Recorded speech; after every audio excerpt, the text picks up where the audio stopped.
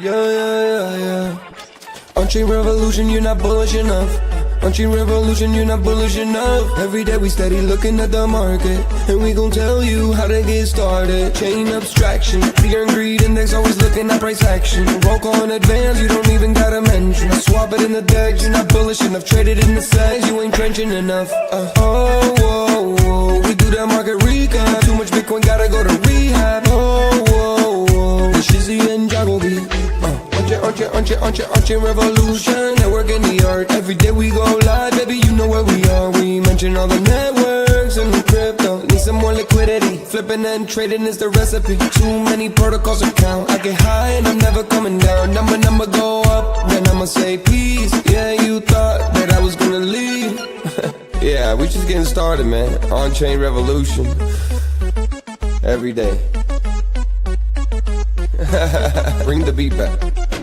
Eyes everywhere, gotta be careful with volatile meme coins. You can get some bread if you round trip it, then you gon' regret. All this information in my head. BYOR, touch grass instead. Nobody really knows how it's gon' end up today. Somebody gotta tell you what's happening today. I don't let the money change me no way. OnChain Revolution, here to stay. Yeah, Sam Sage, man. Voodoo 2 on the way. Yeah. Nicky's.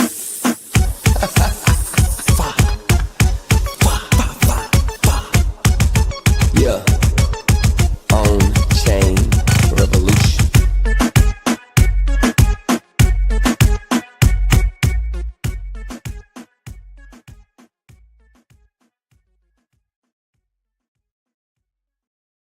OnChain.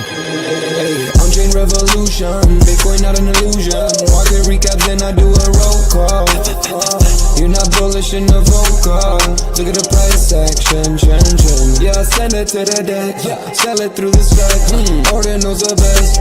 Too much Bitcoin, gotta go to read. If you end up bearish, gotta put the knee back. Let me see the comments. Look at the fear and greed index. Bridge. Look at the chart. Welcome back to OnChain Revolution. My name is Shizzy. On this channel, we cover the entire Bitcoin and crypto ecosystems. What is up, guys? We have an amazing show for you guys today. We are live for another OnChain hour, and this one is going to be good because only good. No, I'm just kidding. What's going on in the markets right now is it's really weird because we had really good numbers yesterday with the CPI, really good numbers today with the PPI. Jobs reports looks good.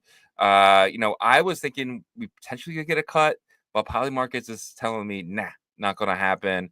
But I am kind of expecting quantitative tightening to stop next Wednesday. So next Wednesday, we have the Fed meeting. Jerome Powell is going to come out at 2 o'clock and say it's looking like he's going to not do anything. And then at 2:30, he's going to come out and he's probably going to give a long speech and be very dovish. I think we expect Bitcoin to have an upward momentum after next Wednesday. So we probably could see some sideways up until that point.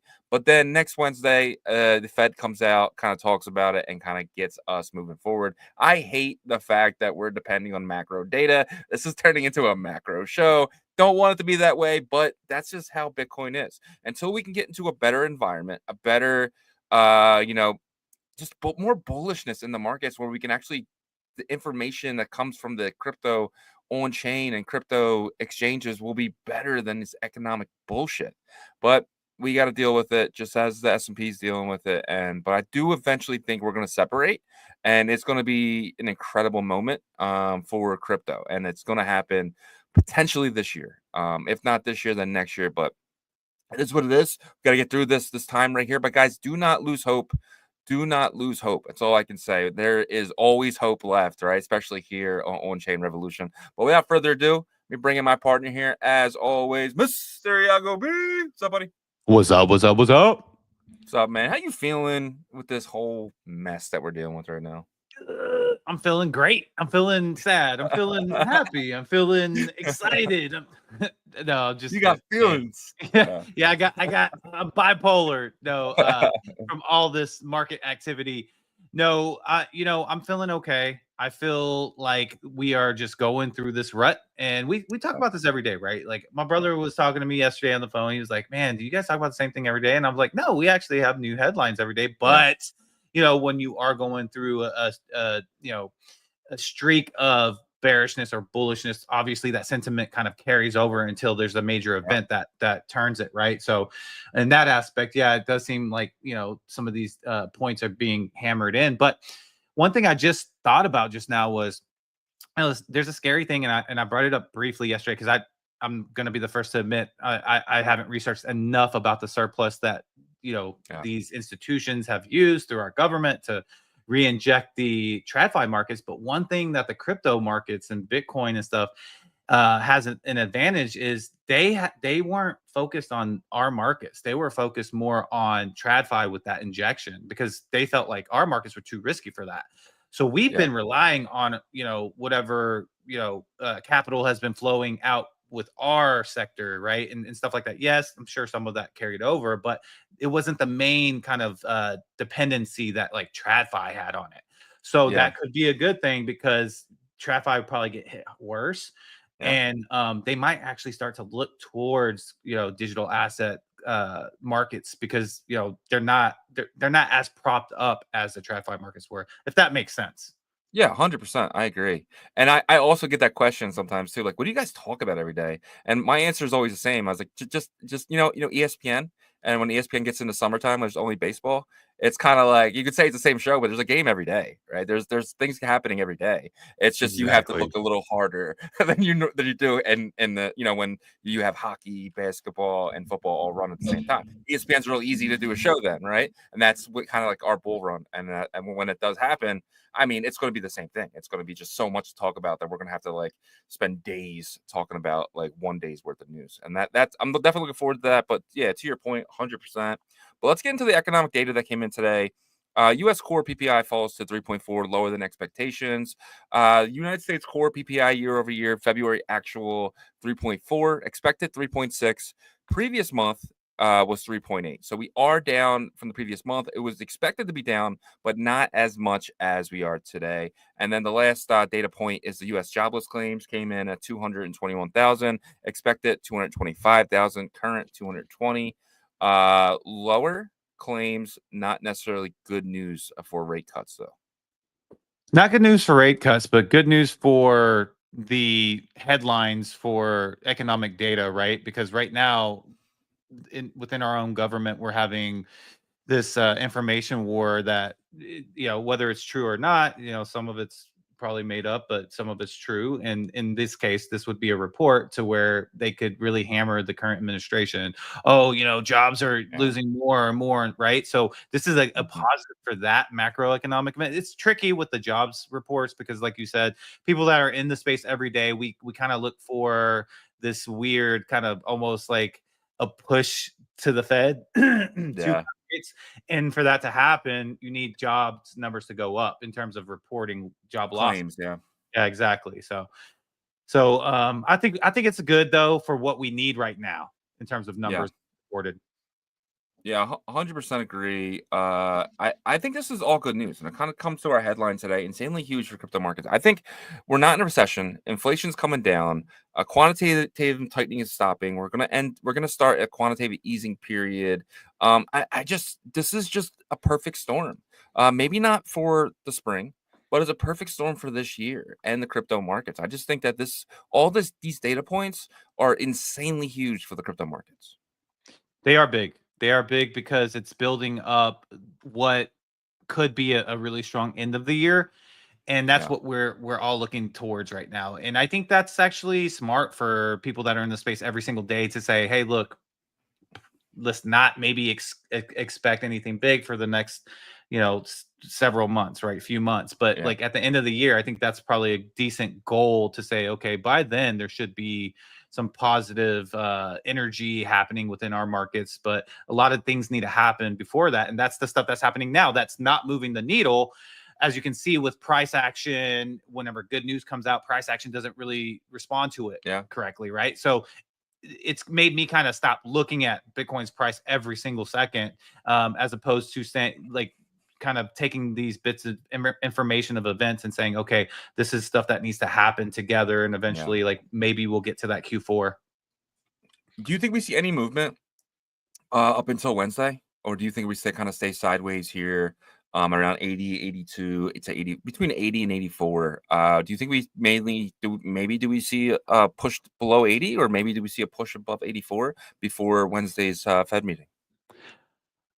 I think right now the markets are being dictated, with what market makers are kind of wanting to do, but also maybe Yeah, being kind of pushed towards to do with decentralized exchanges. And so I don't think news is making a big dent with anything yeah, anymore. Right now, if it's one of those shock and awe like headlines, for example, over the weekend, 2 weeks ago, 3 weeks ago, whenever Trump talked about the strategic reserve or made some comments and stuff, we saw it positively affect, and then we saw a negative effect, yeah, right? So that is the only thing that will short term, in my opinion, move the needle right now. Other than that, I think there's like an agenda, a kind of like an initiative that's happening within the markets to correct some things, whether that's yeah, wiping out liquidity, whether that's, whatever their initiative is right now. News headlines aren't really having an effect on that, right? Even if it does, it's very short term, and then it gets right back on track to like wreck everything or whatever their plan is, right? So I wouldn't expect too much. If there is a shock and awe moment from the Fed and they make a big decision, yes, I probably would say expect something. But yeah, even then, I would say it probably going to be a short term thing until things enough stuff happens in the back end, little yeah. things kind of pile up to us being in a better macro environment. Yeah, 100%. Couldn't agree more. Poly Market is predicting 98% chance of no Fed rate cut in March. So this is the chart here. Let me show my screen here. So yeah, so this is the Fed. They're saying. So I'm almost thinking it might be worth throwing $100 on no when it's 98% like no cut. You know what I mean? Or I'm sorry, or throwing a little bit of money on a 25, or even a 50. I don't know. It's definitely a gamble. But what do you think about this? Everyone is leaning towards a no cut. Do you feel that same way, or do you think there's any chance of maybe a 25 basis point cut? Poly market, whenever there's this much going in one direction, it's just Yeah. it's pretty much a done deal. But $50, $100, 100 might be a little too much because I feel like it's an automatic loss. But if you did have that like that puncher's chance, right? That puncher's Yeah. chance could happen. Could be well, how much would you win? So eight, it's you bet 80 cents. No, 0.8 of it, not even a Yeah. cent. Yeah. Not even a cent to get $1 back. So Mhm. yeah, you'd be making a lot of money on $100 there, I believe. Yeah. Well, I think it's 80 cents. Or no, you're right. It's It's 8 cents. No, point eight. No, point it's eight. point Oh, eight of a cent. wow. So not even a Wow. full cent. Yeah. Yeah. Wow. Ugh. Yeah, man. And then the next one here is Polymarket predicts a 61% chance the Fed will end QT, which is quantitative tightening. That is them selling bonds into the market. They could go to a place where they're not doing anything, but we want them to go to a quantitative easing, a QE cycle, and that will kind of push us in the right direction. But let me show my screen here again. This is about 60. Where is it? Yeah, so it's about 60% chance. Where the hell is it? Yeah, anyway, it's 62% chance of a yes by May. So we're obviously in March. I think this is 100% chance. I'm honestly thinking about taking this bet. Dead honest, because I think it's 100% chance they're either going to cut it in this next meeting or they'll meet the meeting after. I hope so. I really do. And here's another thing, and I hate that I keep going back to that surplus thing because I'm gonna be honest with you, I don't Yeah, know enough to dive deep into it. But the one thing that sticks out to me from like the QE is that like with this administration in there, I'm almost I would bet a lot that there's people that are saying, "Hey, Mr. President," and like his team, like I need to sit you guys down because this is how our economy has ran for so long, and removing the surplus is going to do this, this, and this. So we need to come up with a plan to be able to because the Fed's probably nervous about starting QT if like the markets don't kind of go along with it too. Yeah. You know what I mean? Like if it doesn't work, it's gonna be weird. It's the first time like QT doesn't work or QE, sorry. Yeah, quantitative easing doesn't work. So I'm sure that there's a lot of meetings happening right now. And I think, whether it's certain things, even when you try to do the right thing, you have to make a logical decision and say, okay, obviously we don't want to kill the entire like economy country, right? So let's come up with a plan. We want to do better, but we'll come up with a plan for that. And I think that's what will happen. I mean, you have to, because if they don't, then like you're gonna just really crush the entire country's economy, and it's not gonna go well for the Republican Party. It's not gonna go well for the 2028 election or anybody. Well, with the Fed, I mean, obviously QE means the Fed's going to go into the bond market. They're going to print money to buy bonds, right? That's how new money enters the system. The Fed buying bonds back. Right now, they're selling bonds into the market every day. But we just found out that Canada is now threatening to sell all their U.S. bonds. So that's something that's got to be on Jerome's head as well. But if that starts to happen, you can't sell your own bonds if another country is just dumping them.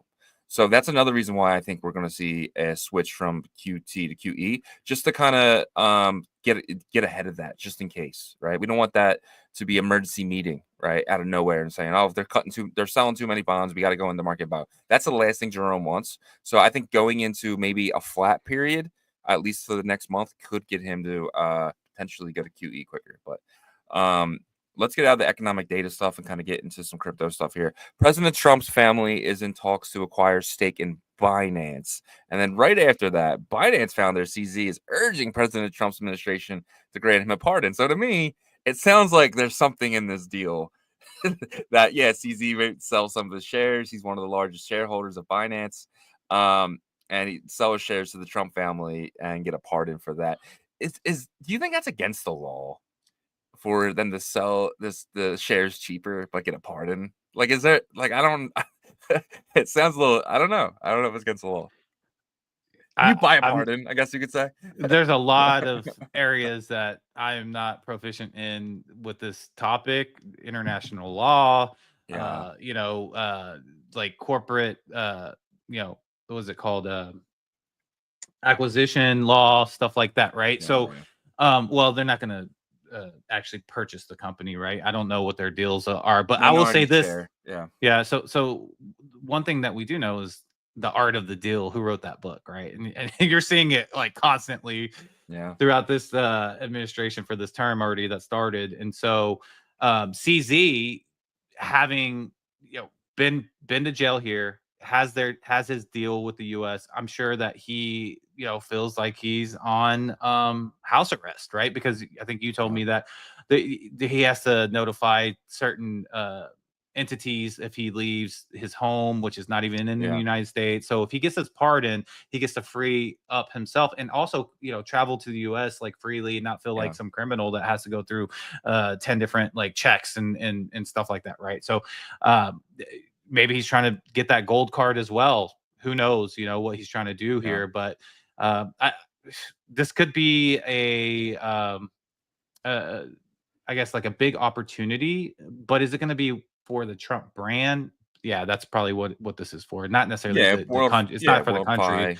For the Trump brand, but maybe he can also have like a second headquarters in the US and have investment from Binance into the US as well. Something like that. Yeah, 100%.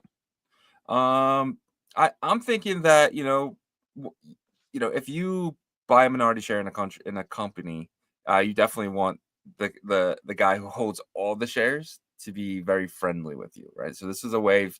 Maybe it's not a part of the deal, but it's kind of like we respect CZ. The reason he got locked up is because of the old administration. We're going to pardon that. That never happened. It didn't exist. Boom. CZ is now able to travel to the US, potentially to buy that gold card.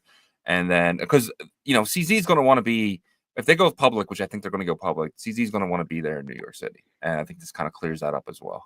So, because he, maybe he's not CEO anymore, but he still has like 60% of the company, from my understanding. So the next thing here is USDC and USDT stablecoins dominate crypto purchases in Latin America, accounting for 39% of the total transactions in Bitso in 2024. Bitso is the leading Latin America crypto exchange. This is where, you know, you in like all those countries from Panama to Colombia. This is where they buy their crypto, but they're buying stable coins and they're doing it with their native currencies, pesos. Do you think this is just a way for them to hold the dollar, or do you think that they're using it potentially every single day and just it's just not something that we know about? I think they're using it every day, and we probably haven't been paying attention to Yeah. that because why? Right? Unless like someone brings up data, like I think the data internet sleuths for our industry are the ones that are like that's what this probably came up from, right? So Yeah. I don't think they're trying to hold the dollar though. I think it's Yeah. more of this convenient for them to utilize stable tokens. Yeah, 100%. Next thing here, Ripple and XRP. I love how they're always broken up. Ripple and XRP. They do that on purpose because they don't want XRP associated with Ripple. Secures approval from Dubai's financial regulator to offer crypto payments and services in UAE. Why? I guess my biggest question is why would anyone want to use XRP when you can use the USDC or USDT, right? So if you have $1 billion and XRP drops, 1% on some bad news, you're losing money on this deal, right? Like 1% of $1 billion is a lot of money. Like, why would anyone want to use something so volatile as a currency for payments? It just makes no sense to me. XRP is only a meme coin, and that's it. Like, that's all it is. Yeah, so XRP itself, yeah, I see your point. I think Ripple also, facilitates other tokens though, within their services. So they have like a Bitcoin, Ethereum, they have Yeah, some but this stables says as well. Ripple and XRP secures approval. Like, you know what I Yeah, mean? Ripple as the So, entity and XRP as the currency. So yeah, I mean, I guess you would want probably have to hear, that they also included the other tokens that they managed too in this. I don't know. I mean, I wouldn't want to use XRP if it's constantly fluctuating and volatile yeah. for in terms of its value, but there has to be some angle here that Dubai's financial regulator approved it. Well, So to me, it just sounds like they're holding it, right? They want the number to go up, so they don't give a shit, right? To me, that's 100% what this is. I mean, there's no denying it. Like, there's no use case for XRP right now, like none. Yeah. At the end of the day, you can kind of force demand though, and that's what they're Yeah, doing, and that's I what mean, I mean, that's what the hey, US has done if too by naming XRP2 and stuff. So I mean, people can say you can if Elon says you can do payments with Doge on X, it's going to be huge for Doge. But again, why the hell would you use Doge for big payments, right? It just doesn't make any sense because let's just say you have even like $1 million and you're trading it from one account to the other. You're not going to go into Doge and then out of Doge. It just doesn't make any sense. The US all this stuff was before USDT and USDC, which is 100% proven, 100% legit. There's no reason to do any type of payments not in stable coins, except maybe Bitcoin, because and if still that's the only volatile too sense, though. it's still volatile too. But Bitcoin has the scarcity that the dollar doesn't have. So you're basically trading. You're trading. It's going to Stable go up for scarcity. Over time, eventually, it's yeah. going to go up. Exactly. Doge. I mean, there's new Doge coming in the market every day, right? So. And XRP, they're selling it every day. So Yeah. it's the same shit. So, okay, let's get into this. So this is really interesting. A trader withdrew $504,000 from Binance to buy Trump, a tier 10K's hacked account. Posted. So this tier 10 is like a big Twitter. He has hacked his account, got hacked. People telling people to buy the Trump coin. He posted fake news about the meme coin according to the local chain. So this guy came out and he went and he bought like a crap load of this token, Trump token, so it isn't like, craziness, but it was just, they pumped it up and then dumped it. He lost about $28,000 on this, but it's just crazy that people would just like, I don't know, just fall for this stuff so easily. Right. So It's the FOMO of missing, that yeah. quick. You got to be fast in this space, and a lot of times that hurts people. And this is Yeah. another case of that, right? Like you see it on every level too. Like Yeah. the pump fund, like with Odin right now, people are trying to get in before it bonds, and then all of a sudden it's like Yeah. at 97%, and it just shoots down to 60, and you're like, what? Right? So that mentality, Yeah. I really feel like that mentality is just kind of like, I need to make my next buck. I need to make my next Yeah. my next money right now, because if I don't, then I won't have another chance. And market conditions kind of really multiply that effect, because right now a lot of people are dry, and they feel like there's not a ton of opportunities to make money, so that's Yeah. why they're jumping at it, and a lot of times they lose. So take your time, guys. Take your time in everything you do, especially in this industry, because you can get wrecked like this. I mean, good thing he only lost Yeah. what, 20,000. I mean, that's a lot, but Yeah. he could have lost 200,000. So Yeah. And it's funny that this makes the news, right? Like, this is like, because like in a bull market, this stuff it's happens where on we every day. are. Like it's It's just, where we but like are. it's funny. This is ESPN showing like a little league game, right? Like that's kind of why I said that in the first place. But it's very similar. But this is news for today. So another thing here. Okay, so 1.5 billion worth of Bitcoin shorts face liquidation if Bitcoin reclaims 90K. So this is the only reason why I think that potentially we could see 90K before we see 79 again. Only for the fact that they want to liquidate you. They want these leverage guys to pay the price right now. You've seen it over and over and over. You might see a candle wick all the way up to like 91 and then come back down to like 86, 84, right? Because they want to liquidate you guys. It is not the time to be taking leverage right now, unless you're taking small bets. You know, dude, I would not take leverage, especially a leverage short right now. I just think it's too easy to get ripped apart. Yeah. Yeah, and I've been showing you guys every day during the Bitcoin price action the liquidation levels provided by Marty Party. But there's tons of 1.5 billion. They just reported Yeah. it, right? And that's all that orange that I've been showing you guys on that top side. We're gonna go over it again today, but I've been telling you guys. But man, I'll tell you another thing. It's starting to build up even more on the downside. Yeah. So we'll go over that later. Yeah, look forward to it. Two more things here. Around 160 Bitcoin were bought and 5,360 Ethereum were sold on March 12th. BTC ETF saw 13 million in net inflows, while the ETH ETF saw 10 million in net outflows. Bitcoin dominance still going up, man. That's the theme of the cycle. Yeah. Bitcoin dominance. Bitcoin has been very dominant, spanking every other coin in the crypto space. I think Hyperliquid is probably one that would say, "Well, not me." It's because you guys use your fees. Always, it's hard. Well, not always. I feel like Hyperliquid definitely had a strategy on how they handle, and so.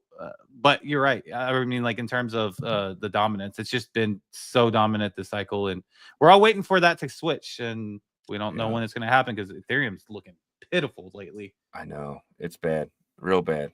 Michael Jackson. But anyway, moving along here.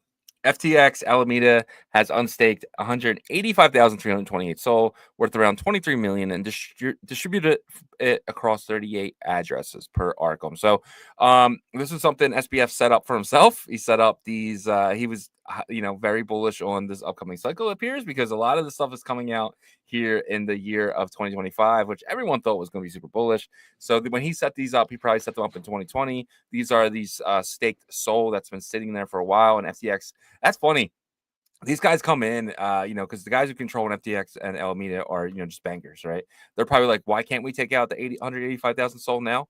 And they're probably like, it's staked. All right, let's unstake it. Yeah, but you got to wait to a certain date. It's probably so new to them that you can just lock something up and there's nothing the government or anyone can do to unstake them, because it's DeFi, right? So, but these are unstaking now, and they're all coming onto the market, it seems like, because they're distributing them to 38 addresses, potentially to sell or to pay back some investors who I don't really know. But yeah, I mean, he seemed like he SAM-proofed it, as you call it, Shizzy-proof it, right? Like he SAM-proofed it in the future, and it looks a lot smaller number than what you probably thought it would look like. But I don't even know if he's looking at it right now because he's in jail. They have internet. It's not his no more either. So yeah, right. So he's probably watching OnChain Revolution right now. I'm just kidding, but he followed me. 23 million. I would think it would be a lot more than that. But we are where we are at the moment, and I'll leave it there. Yeah, man. All right. It's the last piece of news from the off-chain stuff. So let's get into the fear and greed. Wow. This is shocking. Okay, it's my first time ever looked at Negative. it. So no, it's neutral, bro. So last week was 25. Yesterday was a 34. We are neutral. Yesterday was fear. 34 was fear. So we're actually a lot higher than I'm shocked. 42. Pretty close. You're right on at 45. Is this not shocking? Well, we did. I mean, we're at 81K. Like, what do you Well, mean? now Like- we are. Yesterday we were at 84 though. Okay. Yeah, last night we were at 84. Right before that happened, it wicked up to 84, and then it started coming down. So literally, I'm looking at this at 7 p.m. my time, and this Yeah. comes out at 8 p.m. Correct? Yeah. Eastern. Well, Eastern. so it's UTC. It's 0 UTC. I think that's 7 p.m. Eastern now. So it would be Okay, like 6 so p.m. an here, hour yeah. before. Yeah, so it was riding up. So it rode up to 84,000 at 8 p.m. Eastern, and then it dumped. It started dumping, and then it's brought us to where we are right now, 81,600. Oh yeah, you're right. So- It is 8 p.m. Eastern, 7 Yeah. 7 p.m. So Central. so Yeah. this was like perfect for them to get tricked on this fear and greed Yeah. meter. So Fear and greed index. All right. Let's get into the Bitcoin price action here. Brought to you guys by Artura. Artura Finance is the site. Everyone should be going there. Everyone should be doing a trade. One trade gets you put in the raffle to win, and that is absolutely huge. But the big thing is coming. Their Botonics testnet is live. That's what you're going to be trading on. But in the future, we're going to have this paper trading competition. Really looking forward to it. It's going to be fun. It's going to be exciting. You are going to want to be a part of that because you are going to potentially make out really well with an airdrop. We are here, especially in downtimes, would love an airdrop. Be a part of our partners, guys. Every single one of our partners, potentially besides Fluid and Merlin, are going to be doing airdrops probably here in the next year or so. So I want you guys to just use all of our partners, and that's kind of why we partner with them. It's not only, it helps the show, obviously, but it also gives you guys opportunities to go out and get an airdrop. And Artura Finance is somewhere you definitely want to be checking out. We learned on Tuesday that they're going to be going to mainnet potentially next month with Hemi. And Hemi, again, could be in airdrops. By using Artura on mainnet, you're potentially going to be earning the Hemi token. This is not, I'm not 100% sure about that. Just guessing, but from my, past times using chains on and they first take the mainnet, they usually give some type of airdrop. So not only using Artura, but you're using Hemi. Perfect win-win situation there. But use the Botonics testnet now to kind of get you up and ready for that. Yes. And guys, before we jump into the Bitcoin price action, if you could help us out on the YouTube side, hit that like for us, subscribe to the channel, and turn your notifications on so you know when we go live on X. Share the space for us, guys. It helps us a ton. And also hit that like and share the stream on Abstract if you could for our Abstract audience there. But let's jump into some Bitcoin price action. Going to start with the hour chart as I always do here. Boop, boop, boop. Sorry, I want to bring this up. Okay, cool. I'm gonna have to bring yours down. When I do that, it actually brings yours up, which is crazy to me. Weird. That's so crazy to me. Yeah, we gotta call StreamYard CEO after the show. All right. So let's take a look here, guys. You can see, yeah. So this is why Shizzy was talking about. He was shocked that we were at a 45 because I mean, just look at this. Looks nasty. This looks nasty. I mean, like you can see on the stochastic RSI, there's not even a score. It just says negative 0.000, right? And then you can see the MACD here is just really strong sell pressure. We did wick down here to 81,445, but we did get bought back up to 81,753. So we're gonna see how long this sell down lasts for, because it does seem like we have sustained some stability here for however long this lasts. Look like we wanted to pop back up here at what is this? It's showing me 11 a.m. Okay, this is UTC. So it was about 4 hours ago. So about 6 a.m.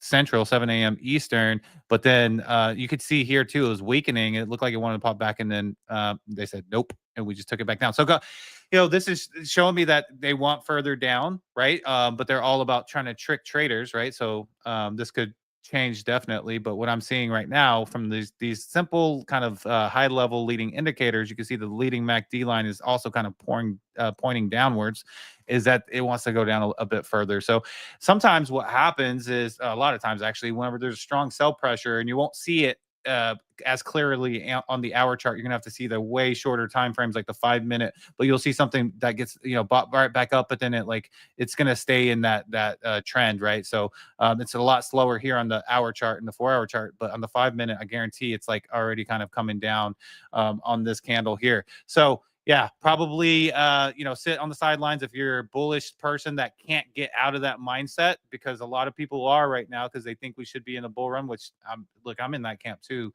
in terms of the timeline. So for me, I'm just being very careful staying on the sidelines. Probably dip down to below 81K again, but probably like a fluctuation swing back and forth, right? Unless there's some bad news again, or good news is definitely not helping us in the upward side of things. It just seems to be like kind of like the market makers taking it back and forth. So that's what I'm seeing for today on the hour chart. If we get into the 4 hour here, it's gonna be the bullishness that we kind of saw from yesterday, right? And it's dying. It's obviously behind the hour chart. So that's kind of why we see that, there's still this buy pressure on the MACD, but it's definitely weakening. You can see here. And when you start to see this weekend, if the hour chart does take us below 81K today and it does seem bearish, then this is going to probably last into the weekend. Imagine tomorrow will probably be not so good. But the hour chart's going to let us know for the second half of today or the rest of today, the next 8 hours or so. And then if this starts to turn red, we get, the sell pressure starts to be apparent here again. Probably have a negative price trend Friday leading into Saturday, which will be just kind of like a trader's day, in my opinion. And then Sunday, we'll see if we can reverse things. But that's what I see for the 4 hour as well. But let's get into the liquidation. I really enjoy looking at this, even though it's not, it's kind of sad at the same time, because I'm starting to see the long liquidation price points build up, and looking at this kind of makes you zoom out a bit, right? Because we're like, okay, we've been down for so long, and look at all these shorts that have built up here. So this is that 1.5 billion that they're talking about. If we get to 90K right here, right? Like literally it cuts off almost right at 90K right here. I mean, I know the blue is going to be more of the longs, but you can see the orange right here, the clusters. They're talking about ripping basically all of this up right here and liquidating the 1.5 billion in between this range. But the scary thing is now that you're starting to see this like get really built out here. These lines were like halfway long, if you remember earlier in the week. Now they're these clusters are getting bigger. So yeah, that's the thing about stagnation with Bitcoin's price action, as well as just the crypto markets not having a lot of energy, is they're going to swing both ways, guys, until they don't have to anymore, until they're forced not to, right? So meaning that like, there's $1.5 billion worth of shorts to grab. Okay, well, they're a lot closer to these longs that they can grab here. So why wouldn't they maybe put a headline out saying, hey, push this, that there's $1.5 billion worth of shorts to liquidate on the upside to 90K. And then they take it down here a couple of thousand to liquidate, like $400 million worth of longs or whatever, right? So you got to be very careful in the time period that we're in right now. Kind of what the sentiment of the markets is not clear. If you have to say it's clear, it's probably bearish clear, right, than it is bullish. And so yeah, I would just be very, very careful. And again, if you guys want me to keep adding this link, I can do it in the chat, but this helps me a lot, and it actually has made me have self-control, because like whenever there was less longs down here, I was excited wanting to take a long position, but then the very next day I saw more build up and I'm like, whoa, hold on a second, this is not a safe environment right now. So hopefully this helps you guys. I know it's helped me looking at this chart, and another shout out to Marty Party for providing this, because I mean, this is all him and his ability to process on-chain data and all that stuff. So yeah, man, might be a good idea to put it in the show notes for tomorrow. So we can start adding it. Yeah, sure. So I'll be down there for you guys. But let's get into today's roll call here. And first is first on this show. And we got a new first, bro. A brand new first. We got Matt's in the building. Shout out to Matt. So it's your first one. And I could be wrong, but I'm pretty sure it's your first one. Like I said, I'm gonna double check everything and make sure, but it is your first one here. I usually do it on the weekends. I mean, I go through it and make sure that PJ and Z make sure he has 7 and stuff like that. So but yeah, Matt, congratulations, man. You are on the board. You just need 10 more to catch up, dude. That seems easy right now. 10 more to catch up. I mean, you could get 2, 3 a week and be a past Webdro. You just got to make sure Webdro doesn't win.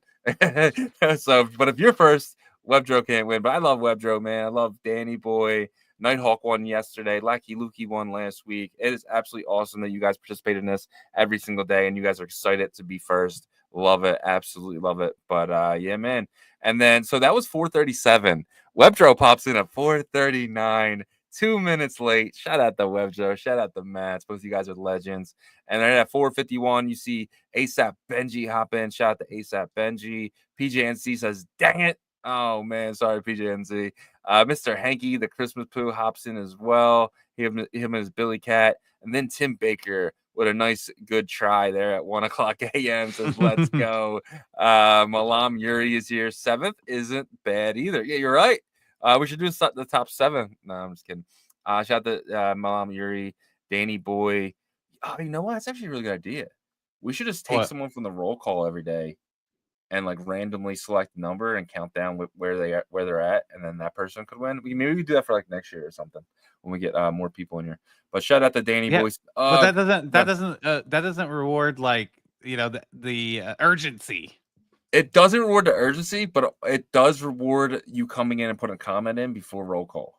Okay, so maybe you just do a random day, but that's what I'm saying. Not make that no. Every we day. Continue with this. Yeah, we continue with this, but also do it like another prize for something like that in the future, like a random. If you make roll call, you get put in the raffle or something. We can do something. That makes sense. Or maybe we can use possibly. Nabob is here. Shout out to Nabob. Nighthawk says GM double Jeopardy question. Who is Matt's for 100? Go Yahoo. Matt's is Matt's. I mean, Matt's is Matt. Matt's is a half hybrid Goosenol and hybrid Natcat. And he's a part of the now on-chain revolution community. So yeah, man. Glasshopper, shout out to Glasshopper. Glasshopper, we're gonna be doing the Foxy thing next week. I want you to make sure you're there, man. It was fun playing with you. And if that goes for all you guys, next Tuesday at 3 p.m. Eastern, we're going to be doing a Foxy metaverse game. We haven't done it the last 2 weeks. They're making updates. They're trying to get everything perfect, but we're going to start, and we're going to get into that on Tuesday. Big updates come from Foxy, guys. Start paying attention to Foxy for sure. Superfan says Jim. And then shout out to Superfan, my guy. Chief Axel's here like every single day. Shout out to you, my friend. Steamy J is here every day. Inagi, let's go. Kai Effect, I'm here, guys. It's just another busy work day. Yeah, man, I remember those days, man. I appreciate you being here, though. You are amazing. I Walk Alone is here. Shout out to I Walk Alone, my guy. And then finishing out with Packard. Packard is here with a hello. Thank you guys so much for making roll call each and every single day. It means so much to us. Thank you guys. You guys are absolutely amazing. And thank you, Packard. I think it's your first time making roll call. I don't think it's your first comment, but I definitely think it's your first time making roll call. Thank you, sir. Or ma'am. I gotta start thinking about that. We could eventually get a female in here.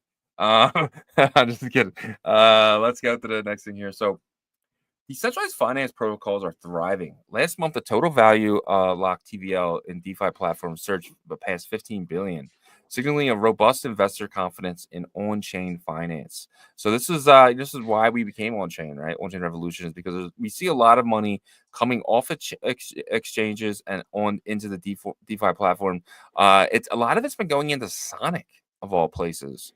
Sonic's TVL, it recently just passed Hyperliquid and Polygon Matic. Wow. So Sonic is really cruising in TVL right now. They have some brand new platforms that are popping up, but we do know that a lot of it is just to get these brand new tokens that are just coming into the market. You know, with Sonic being a new a chain that has rebranded, right, but has that new identity. New projects are building there, and they're dropping coins. and those coins are sought after right now for DeFi. Yeah, so I do hope that this go around that the products are more solid than 2021. And this is not to just, say anything about Phantom or Andre or what he built, because I think the foundation of that was very important, right? But Yeah. obviously a lot of it was just tons and tons of inflation. And if you had logic, then you would know there was a risk reward factor, but it was pretty high, right? This go around, I really hope that like the DeFi products are more solid, more less inflation of just random tokens that don't matter, stuff Yeah. like that. And I would think that that his team would focus on that, because if people are putting liquidity there, then they have to know that, especially in this risky environment right now, they have to know that like it's more solid than the 2021 DeFi boom that happened. Yeah.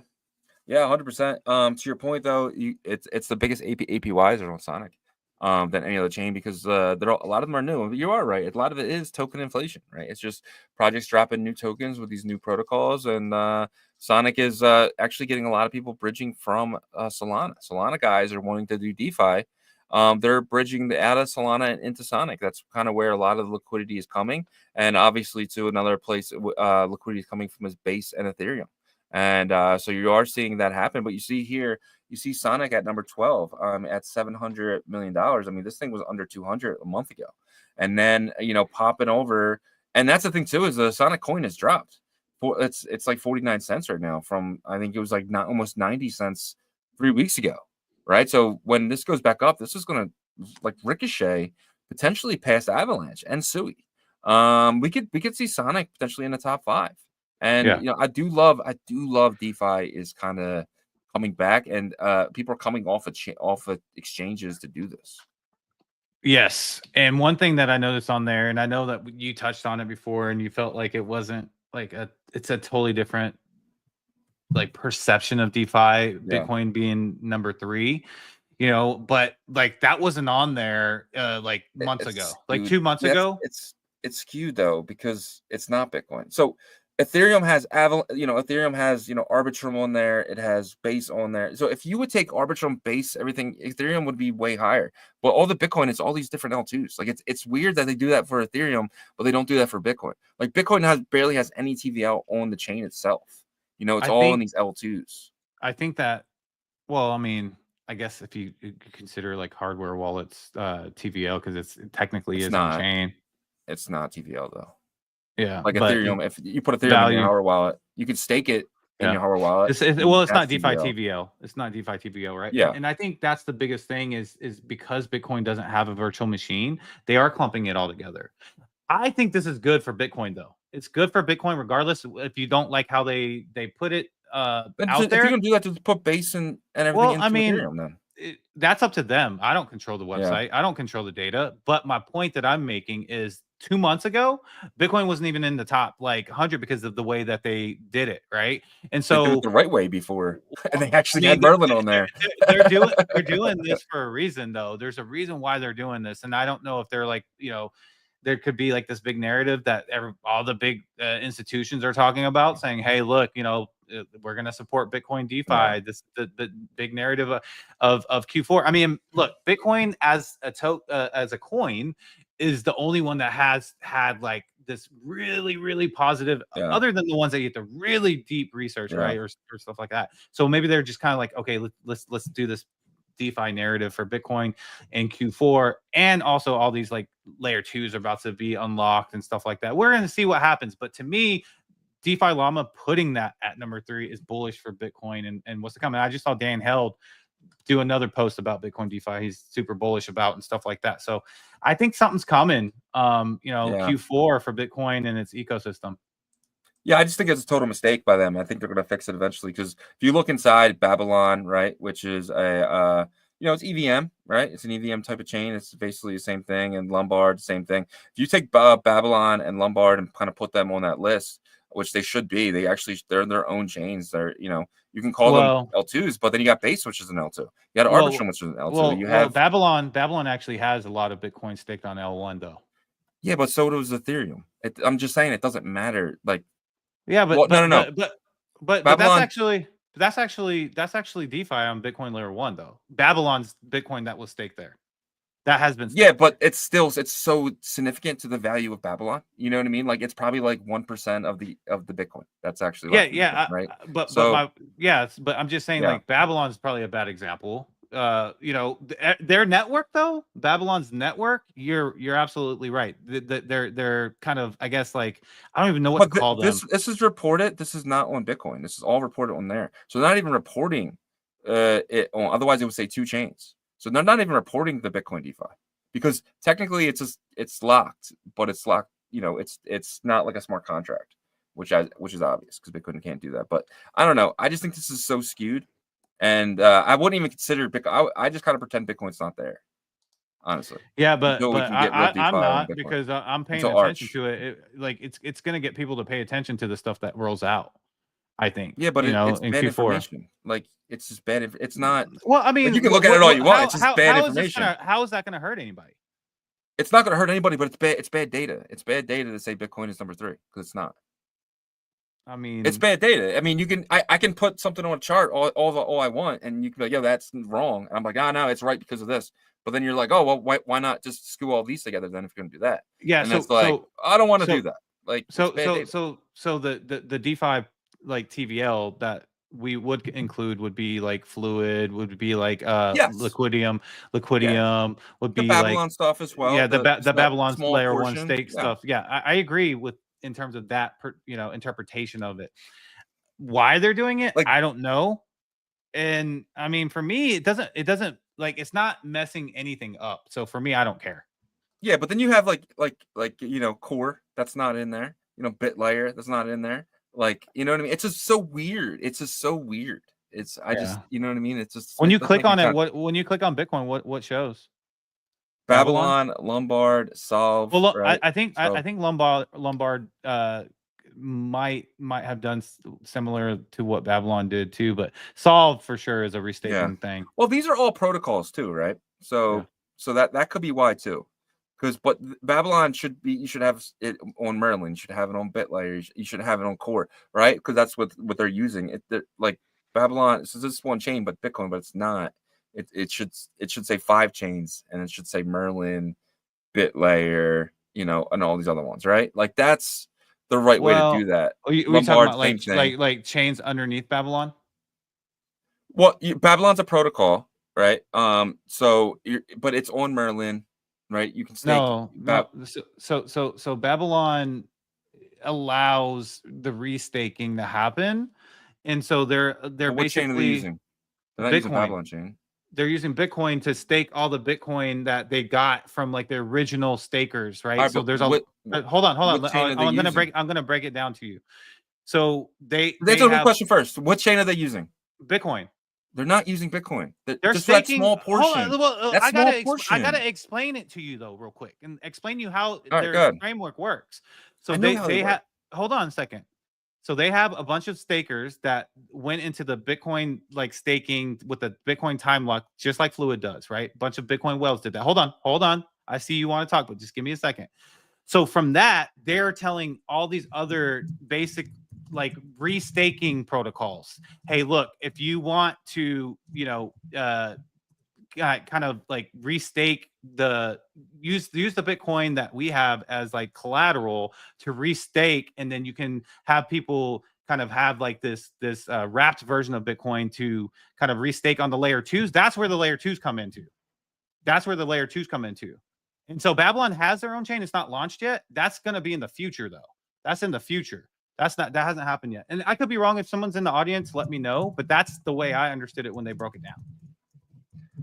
So it's a very, very small portion of it is on Bitcoin, right? You're right. There is but it's a small portion. The rest of it, all the Bitcoin, is bridged on the other chains. Like, if you go to Babylon right now, you get to pick from a mess of different chains, right? To do the staking on. So it's not just Bitcoin. That's a very, very, so use that example is like taking 1% of a company's profit and saying this is what they do. Like it's like taking XRP and saying their main profit is this. They It's like, use that original Bitcoin that they staked as a business model for restaking, is what I'm trying to explain to you. Like they're not that's collateral for the restaking that happens on Bitcoin layer 2. so they're basically just wrapping the token. It makes no sense. So you're basically saying Ethereum wrap Bitcoin it doesn't make any sense. I mean, that's what's happening though, and that's how people are but making money. So the wrap Bitcoin is technically TVL. No, it's wrapping the Bitcoin. It's come on, wrap Bitcoin is not TVL. It's one-to-one. I'm talking about the Bitcoin that's on Bitcoin layer 1 is the TVL for Bitcoin. They're DeFi. using it to wrap. But that other stuff, that's separate, is what I'm trying to tell you. It's separate. Again, that Bitcoin that's staked on the Bitcoin is like 1% of this $4.38 billion. I mean, it is very small. I think I can't remember how much it is. I'll find. And I don't even know if they're even counting that in there as well, right? So this might just be what is staked through the Babylon protocol itself. So, yeah. But yeah, let's move on for this. We can come back with some more information next time. So, all right, the next thing here is a crypto trader gets sandwich attacked while making a stablecoin swap, losing over 215,000 to an MEV bot. And then a few hours later, a cryptocurrency trader swapped 733,000 of USDC for roughly 19,000 in USDT as a result of a large sandwich attack. And then a DeFi Llama developer, OXNGMI, suggested the poorly executed swaps have been part of a deliberate effort to launder funds. I think some of these really bad swaps could be money laundering. What do you think about this? I'm actually glad to see this because for a while there, I was like, what the hell is going on? Like, why is all these people just losing money? But, OXNGMI, who is really big in DeFi Llama, I think if he's not the top guy there, he's one of the top three. He was like, no, like this, what is happening is money laundering. So basically these guys are going to claim a loss, but they're actually on the other side of that MEV bot getting that money back. What do you think about this? And I'm actually really thankful that this isn't. I'd be thankful that this is money laundering because I don't want this stuff to be actually happening to people because that's a huge loss, man. Yeah, it would be a big loss, a very, very big loss. But that was scary when I first read it. And if it is money laundering, then it's probably not going to be attempted much more because now it's being brought to light. But yeah, I mean, it's just I think it's a scary headline in general. Like it would make if I didn't know much about the space, I'd be worried to swap stablecoin to stablecoin if I didn't know that much, and I would be like, oh, I'm never going to do that. I'll just send it to like a centralized exchange to do anything else, that I need to. Yeah, 100%. But like that's the thing too is like a lot of these wallets now, like if I do a swap on MetaMask, for instance, like it does it privately. It's kind of like this new function that they're doing. They're putting these transactions in privately, so you have to openly either use a wallet that doesn't do that or something for these stuff that's happening. MEV is down like 90% since MetaMask put this in. And I think it might be a Uniswap as well, because I know they have their own wallet. They have this MEV protection as well. And I think there's a bunch of EVMs that also do it. I'm not sure if Phantom does it, but I'm pretty sure they do. So MEV is down a lot to the comparison of where it was in 2020 when the technology just wasn't there. But for these things to be happening, it has to be money laundering. Like there's no other, you have to let this happen for it to happen, especially two guys in one day. I mean, that's random. So, yeah. Well, 2022, Jerry from Subway made like, I think $14 million in 1 month when meme season was on. DeFi Summers though was when it was like out of control. Like that's what I mean. I think they made it harder and harder as time went on, but like it got to a point to where he figured out how to really sandwich everybody. Yeah, I remember that, and they did the math and said that he made like 17 million or 21 million. I can't remember how much it was in 1 month, but I'm glad, man. I'm glad. So if meme trading ever picks back up on Ethereum layer 1, then we know that Jared's probably not going to be able to sandwich attack us anymore. The fact that this happened, think about the money wise. Just think about it a second. 733,000 into roughly 19,000. Like, come on, like that stuff doesn't happen anymore. And for it to happen back to back, and this one too, 215,000 into 23,000, like something really shady's going on there. And it would be way more all over X, if Yeah. it was something that, because multiple people would have been hit by it and stuff like that, like a lot. And so I think Yeah. that's why you're right, probably on this. Yeah, man. Intentional. All right, all right. Well, it is Thursday and it is almost 12 p.m. So you guys know what that means. Every single Thursday we do Arch Thursdays with the great guys from Arch. So Arch is building something really awesome. Arch is building, a Solana type of chain, right? It's fast as Solana. It's going to be absolutely amazing. They're using SVM technology, and what it's going to do, it's going to actually finalize on Bitcoin. So you're going to be able to trade your runes. Not just trading, borrowing and lending and DeFi and meme coins, all on layer 1 Bitcoin using Arch, right? So everything's going to finalize on Bitcoin. You will have to wait the 10-minute blocks, but if you're on Arch already, you can actually do a swap in a second. Take that same swap that you just swapped out, go to a borrowing and lending and take a loan on it, all before Bitcoin even finalizes. It's actually something that I've never seen before, especially on Bitcoin, and really excited to dig into it again today. So without further ado, let's bring in Matt from Arch. Matt, welcome back to the OnChain Revolution. I don't know if he can hear us. You there, Matt? Mute. Yeah, I think you guys unmute. The mic Yeah. isn't connected. There he is. There he is. There we What's go. going on, What's up, man? Hey, how's it going, guys? Good, man. How are you? Well, Doing good. Doing good. Happy to be here. It's been a couple weeks or maybe a month. Yep, exactly. And it's good to have you back. And I think your team went out to ETH Denver. Is that correct? Yeah, we had 5 of our guys out there. Awesome. And I think if I remember correctly, Nick said that it was almost kind of like you guys didn't really need to do the hurrah, we're Arch Network as much anymore, and it was more of like a camaraderie with your team and stuff like that. Could you maybe go into that and talk about the event a little bit and what the experience was like for you guys? Well, we certainly will be doing some rah-rahing here pretty soon. We got a lot of stuff that we want to announce and a lot of bullish news that, really revolves around highlighting the builders, man. We ever since we started this show with you guys, it's all been highlighting the builders. That's what we like to do. So in Denver, we did a lot of just, one-on-one workshops with teams that are building in the space, as well as, a couple of just communal events, getting the teams together, getting in the mindset of just collaboration and how we can all just kind of create some synergies and networks effect together, which has always been the goal, right? So that was a little bit more of the focus in Denver. As I mentioned, we've got some pretty big news coming out. So we want everyone to be aligned and ready for it so that we can all kind of capitalize together and win together. Awesome. Yeah. Love it. So obviously you guys are in testnet right now, and I love getting a weekly update on how the testnet is going. What are you guys seeing? What bug fixes are happening? And just how is it in general? It's been good. Yeah. We've got a few apps, as you know, that have just been chugging along. I think FunkyBit crossed over a pretty big milestone of over 35 million transactions, which is pretty cool. Obviously, they're much more of an Arch native application, which is more performant and an easier build than maybe the more complex or higher degree difficulty that Saturn is doing.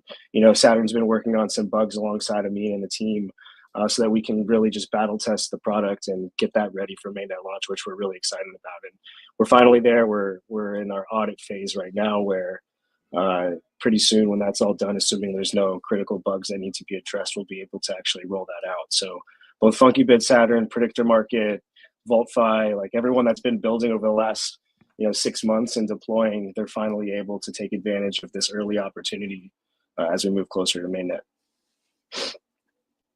Yeah, love to hear it. We went through this weird phase of everybody getting excited for this new administration, the year starting, all that stuff, to a bunch of really low quality meme coins launching, and then liquidity seemed to be dry everywhere. And then a depression phase, I'll admit that. And then lately it seems like the buzz has been kind of coming back home to Bitcoin, right?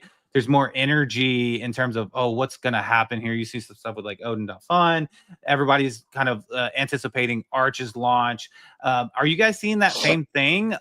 Or are you just ignoring everything and just heads down building only? It's a like a double-edged sword, right? Like being too focused on the market and what it's doing, while also not focusing on building. So like we are pretty heads down and not paying too much attention to the market. But that being said, there's a reason why we're building the solution that we're building, and it's very market dependent. We need people to be excited about trading assets on Bitcoin, and we certainly don't want them to go anywhere and start any type of like hibernation phase. We're not ready for that at this part of the cycle. I think it's only getting started. So when we're in Denver, though, like the vibes were a little bit low. Like, let's be real. Not just Bitcoin holders were there. There were Solana and Ethereum holders, which they have a lot more to kind of be disappointed about.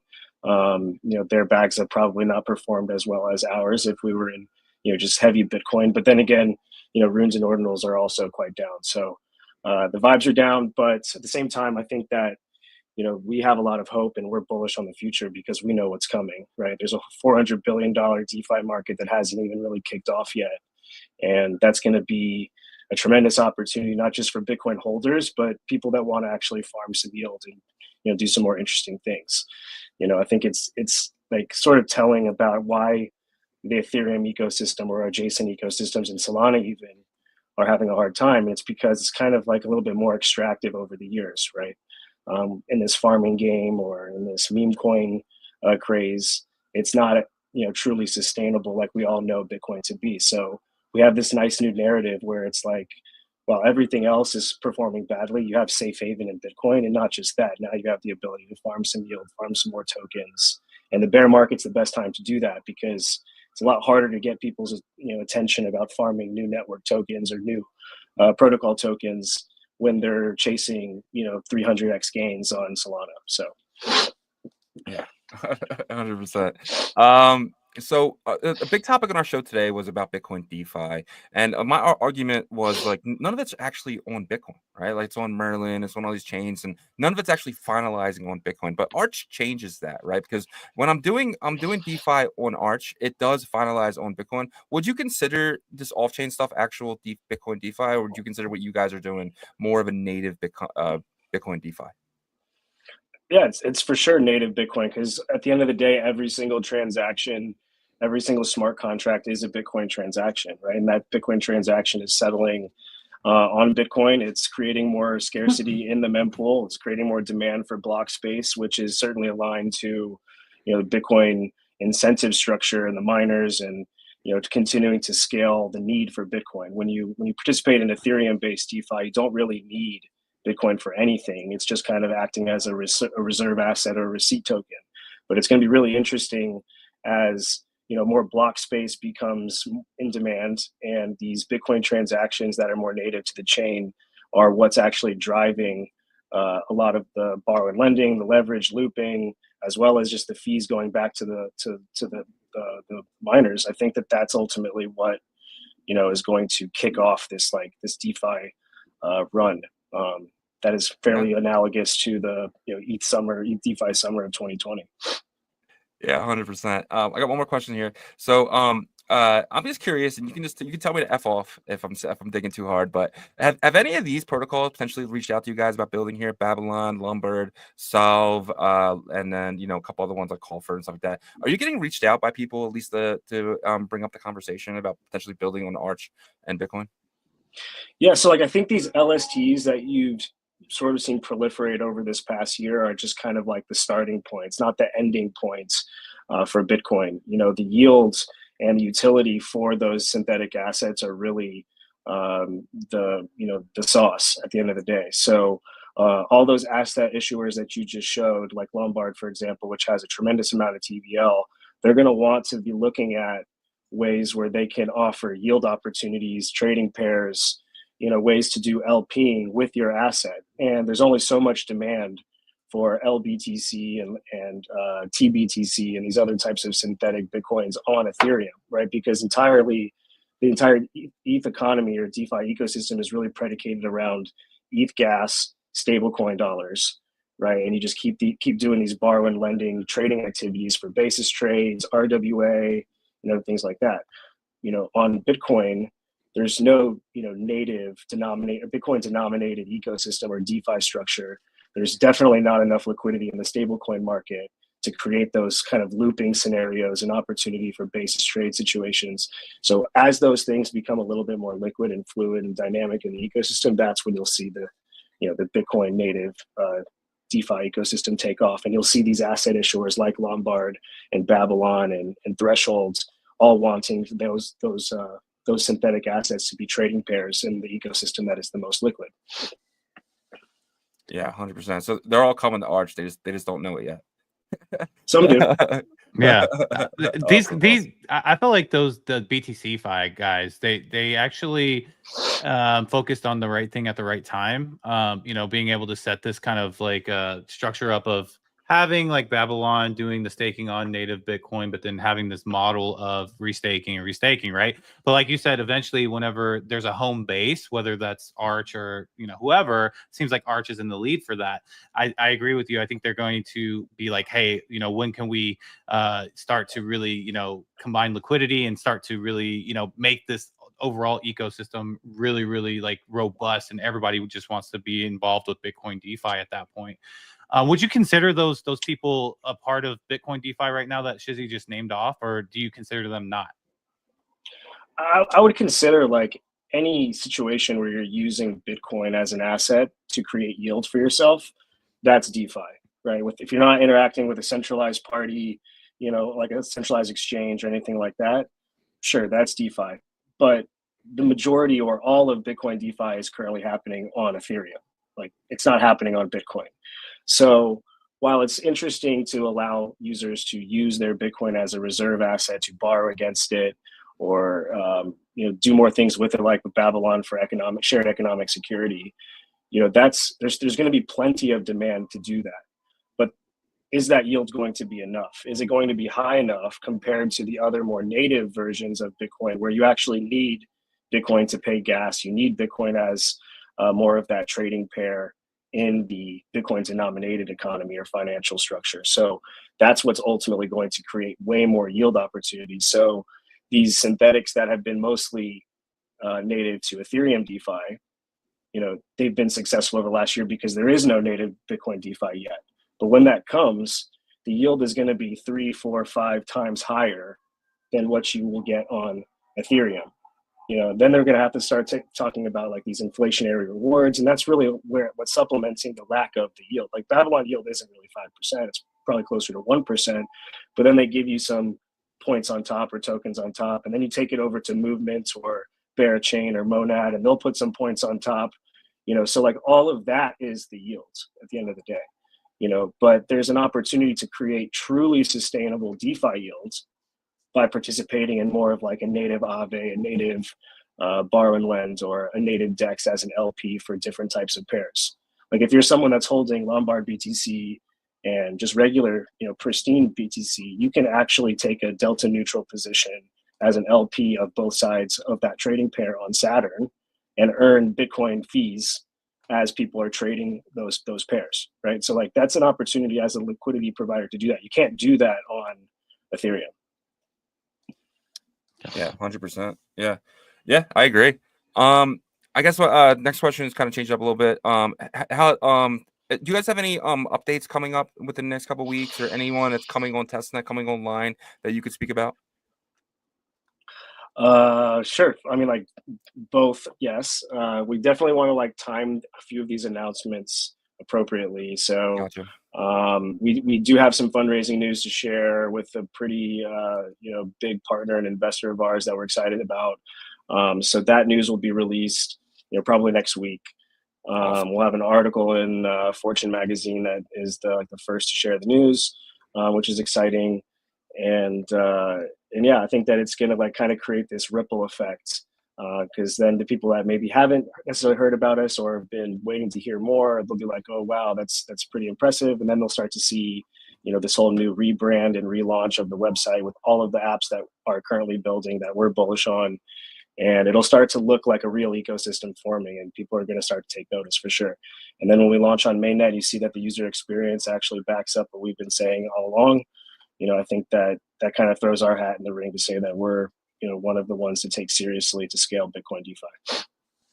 Awesome, yeah. I'm definitely looking forward to that. And I was actually thinking about that. Your website, could be great to actually showcase a lot of the builders as well. I mean, you guys are doing that, but it's like the astronaut type of like farming thing and all. But it's really awesome to kind of see and potentially down the line as well.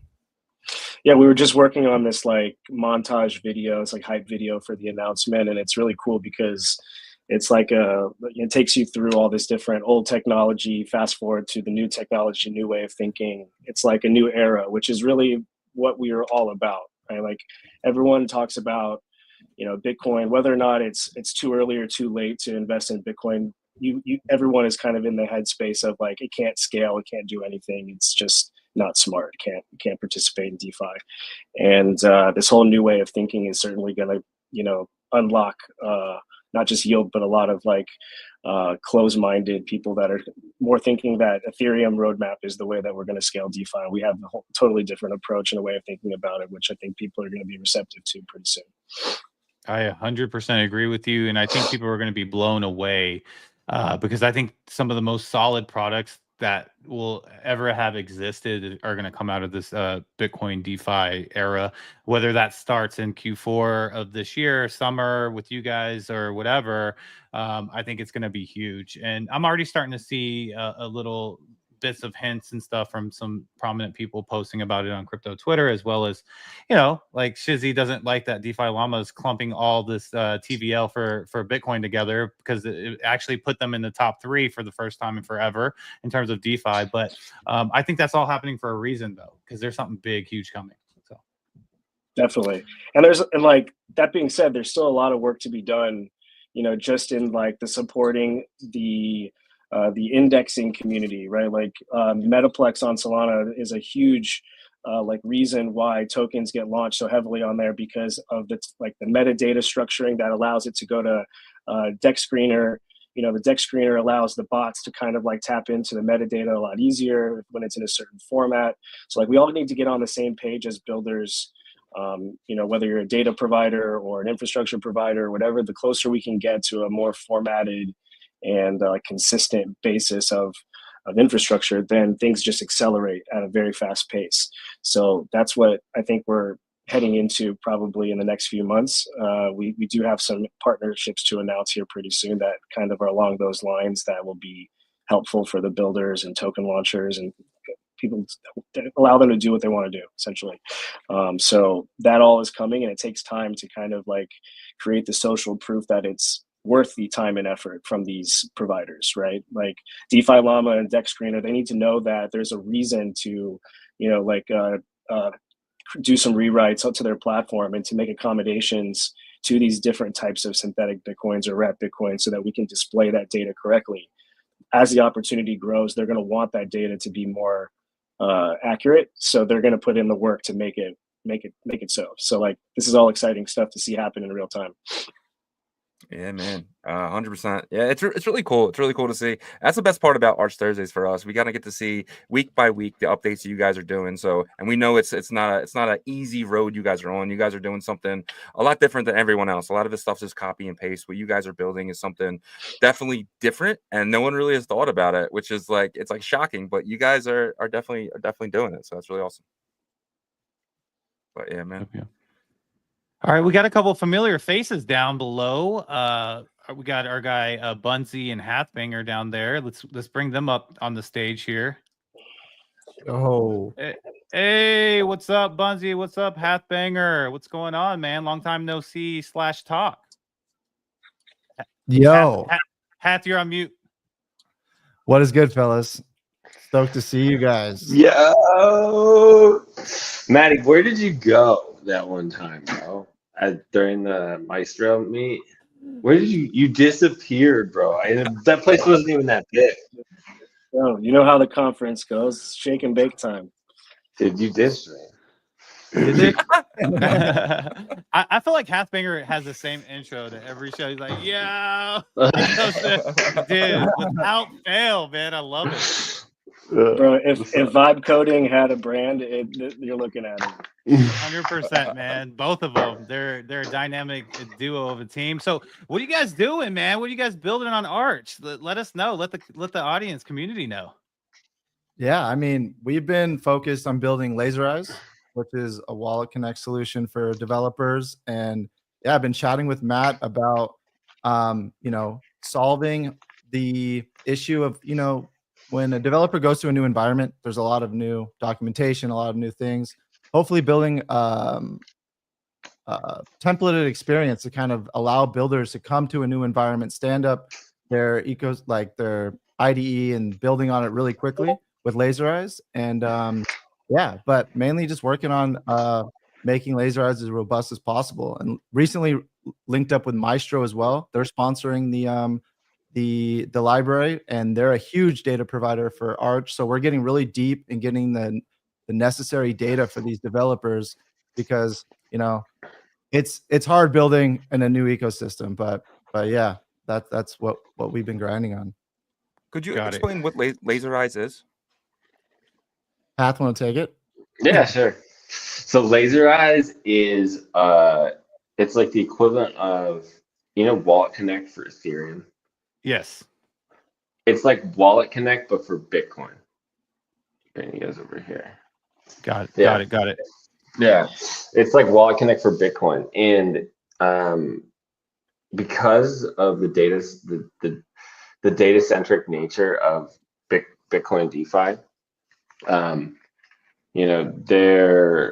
and because all of these wallets run in such different directions with their own protocols and like Fractal, and you need to like fill a lot of gaps if you're trying to support more wallets. So like I tweeted earlier today, like, we're herding cats, which we kind of are, because everyone's got their own idea and no one agrees on anything. And we just kind of like take all these wallets and then make a standardized interface. And then now I'm about to push out some code that I'm working on as we speak for data sources, which will allow people to get data from Maestro, like BRC20 data, runes data, inscription data. You'll be able to send a rune.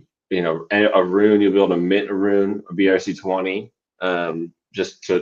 These are the first meta protocols we support, but yeah, and you'll be able to do it 100% client side, no server needed at all, like making Bitcoin DeFi more DeFi.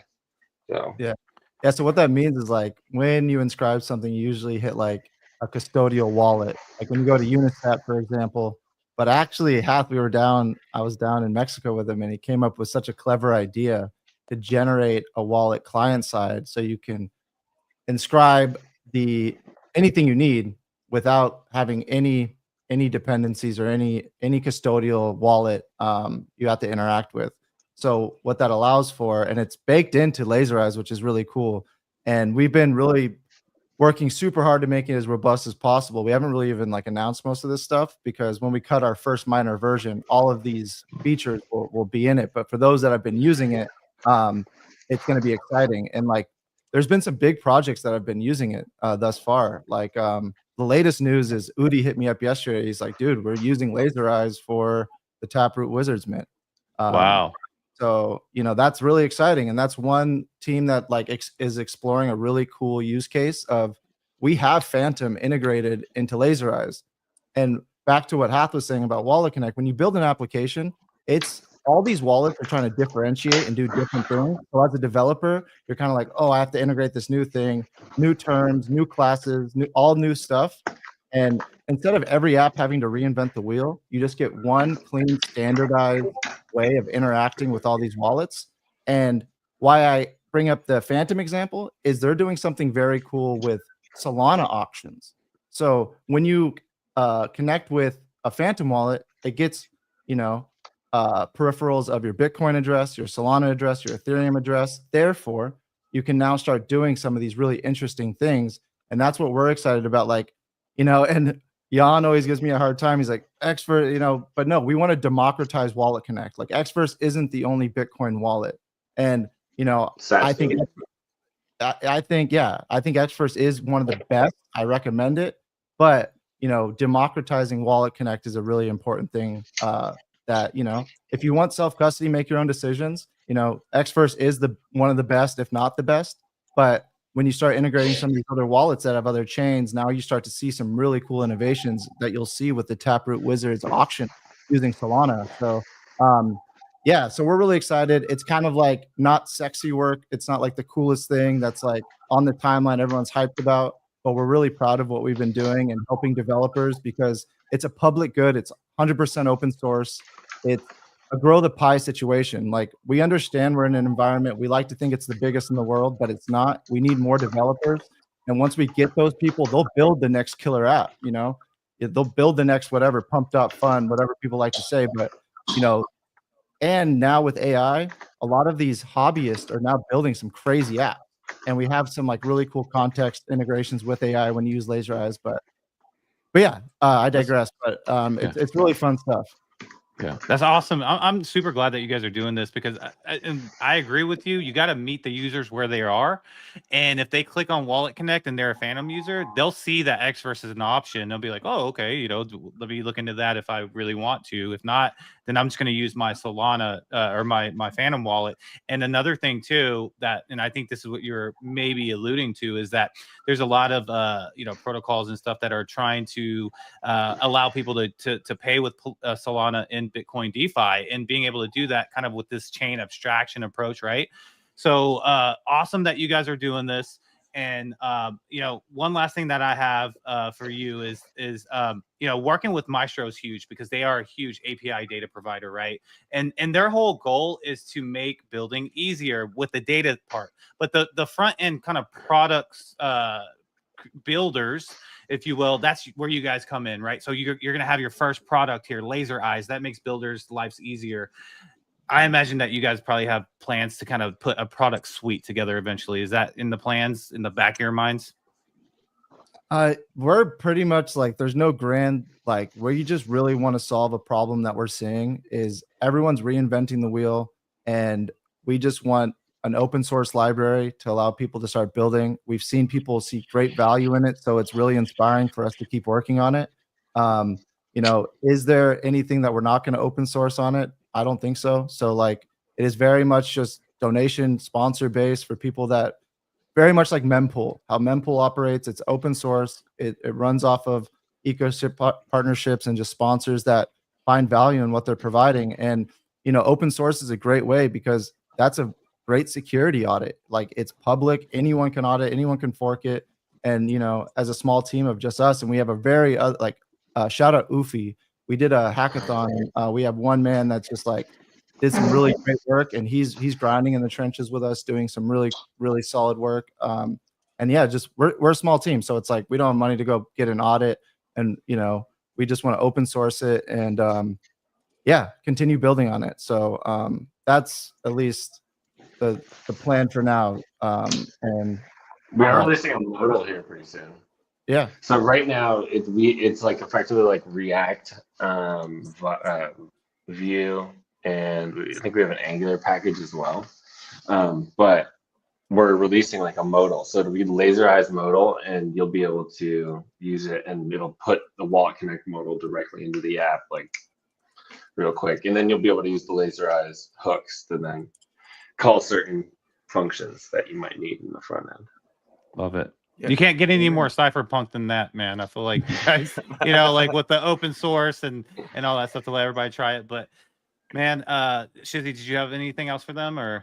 Yeah, so basically this is a great way to onboard, right? Because a lot of people, they're comfortable with their ways. They don't want to try something new. So what you guys are creating, basically you're taking this Wallet Connect that's already available, you see it on Ethereum and stuff like that, and actually bringing that to Bitcoin, which is awesome. Like, I'm just curious, you said Phantom Wallet, but what other wallets potentially are you guys going to be? This is great onboarding, right? What other wallets are you going to be like onboarding the users from? We got like 9 or 10 total now. Wow. It's Oil, Xverse, Unisat, Magic Eden, OKX. I'm gonna start blanking on a few. Leather, Wiz, Sparrow. Oh, that's a cool one. Wow. So check this Sparrow. out. Yeah, Raph. Wow. Raph has been actually, he has he's been using laser eyes as well, and he hit us up and he's like, dude, it'd be really trying to get Sparrow into signing for his BIP website and to do auctions and stuff. So that's what inspired the finalizing the modal flow. Is so now you can literally interact with sites like, you know, something on Arch or something on, like, I don't know, you can sign messages with your Sparrow wallet. So for like the Bitcoin maxis that really love Sparrow, you can now interact with some of your favorite apps that integrate with Laserize, because now you can sign and send with your Sparrow wallet, which is, it's very nerdy. It's like very niche, but like for those that get it, like it's really fucking actually kind of cool. Yeah. It's pretty cool. Yeah. I think it's really cool what you guys did with the name too. You're trying to onboard the maxis here, so I love that. I love that. They need onboarding to Arch when Arch is ready, because we know how much liquidity is on Bitcoin, and we all need to participate, right? So, but yeah, we appreciate both of you guys jumping on with us. Always a pleasure to have you both on. I guess any last words for the audience to maybe, like, you know, get ready to test this out or anything? Yeah, I mean, it's available now. The quickest way is just we built this quick MPX create Laserize template site. So the plan here is like, people see what's happening with ordinals, but they're familiar with Solidity or maybe building on Solana. And someone said this to me at a conference and it stuck with me, is like, if a developer can't stand up an environment in like an hour or two, they just move on. Like, they kind of like, all right, fuck this, I'm going to go work somewhere else because there's a million other options. So we try to make it as easy as possible, get some of the best developers over. So MPX create Laserize. And then another big project that we're working on is Beat Blocks, which is a whole nother story for another day. But bringing, you know, art and culture is one of the biggest things for Bitcoin, you know, that have proven dominant. And music has just never found its spot. Like, visual artists have found ways to express themselves, monetize their career with, you know, PFP collections, 10K, for example. But musicians can maybe only inscribe one song, and the quality is quite low because of the way that it's compressed, etc. We've come up with a very clever way to not only get high fidelity music onto Bitcoin, but open up the opportunity for musicians to release generative. So now they can go in the studio, write a single, a mixtape, or a generative piece to their discography and kind of interact with their fans and give them unique collectibles. So Beat Blocks, it's coming soon. We're doing it with Skrilla, homie named Shower Shoes, and Hath. We all have kind of a before software history in music. So, you know, it's a really cool project, and excited. We'll have to chat about it again some other time or something, because there's a lot more. It's pretty fun stuff. 100%. I want to say hi to my wife. Oh yeah. We don't need a backstory there, but good. I love my wife. Yeah, definitely want to get you guys in for a full episode, like a full hour, which like you guys show your screens and kind of go through all that. That'd be fun and exciting, and just kind of hang out. If you guys are down for it, I'll send you guys over the link to schedule that. But thank you guys both, man. Appreciate it. Yeah. Always a pleasure. Later, boys. I've been tuning in. That's what you guys are cooking. Appreciate it, man. Hopefully we see you guys in Vegas, but take it easy until then. Yes, sir. Peace. All right. Bye.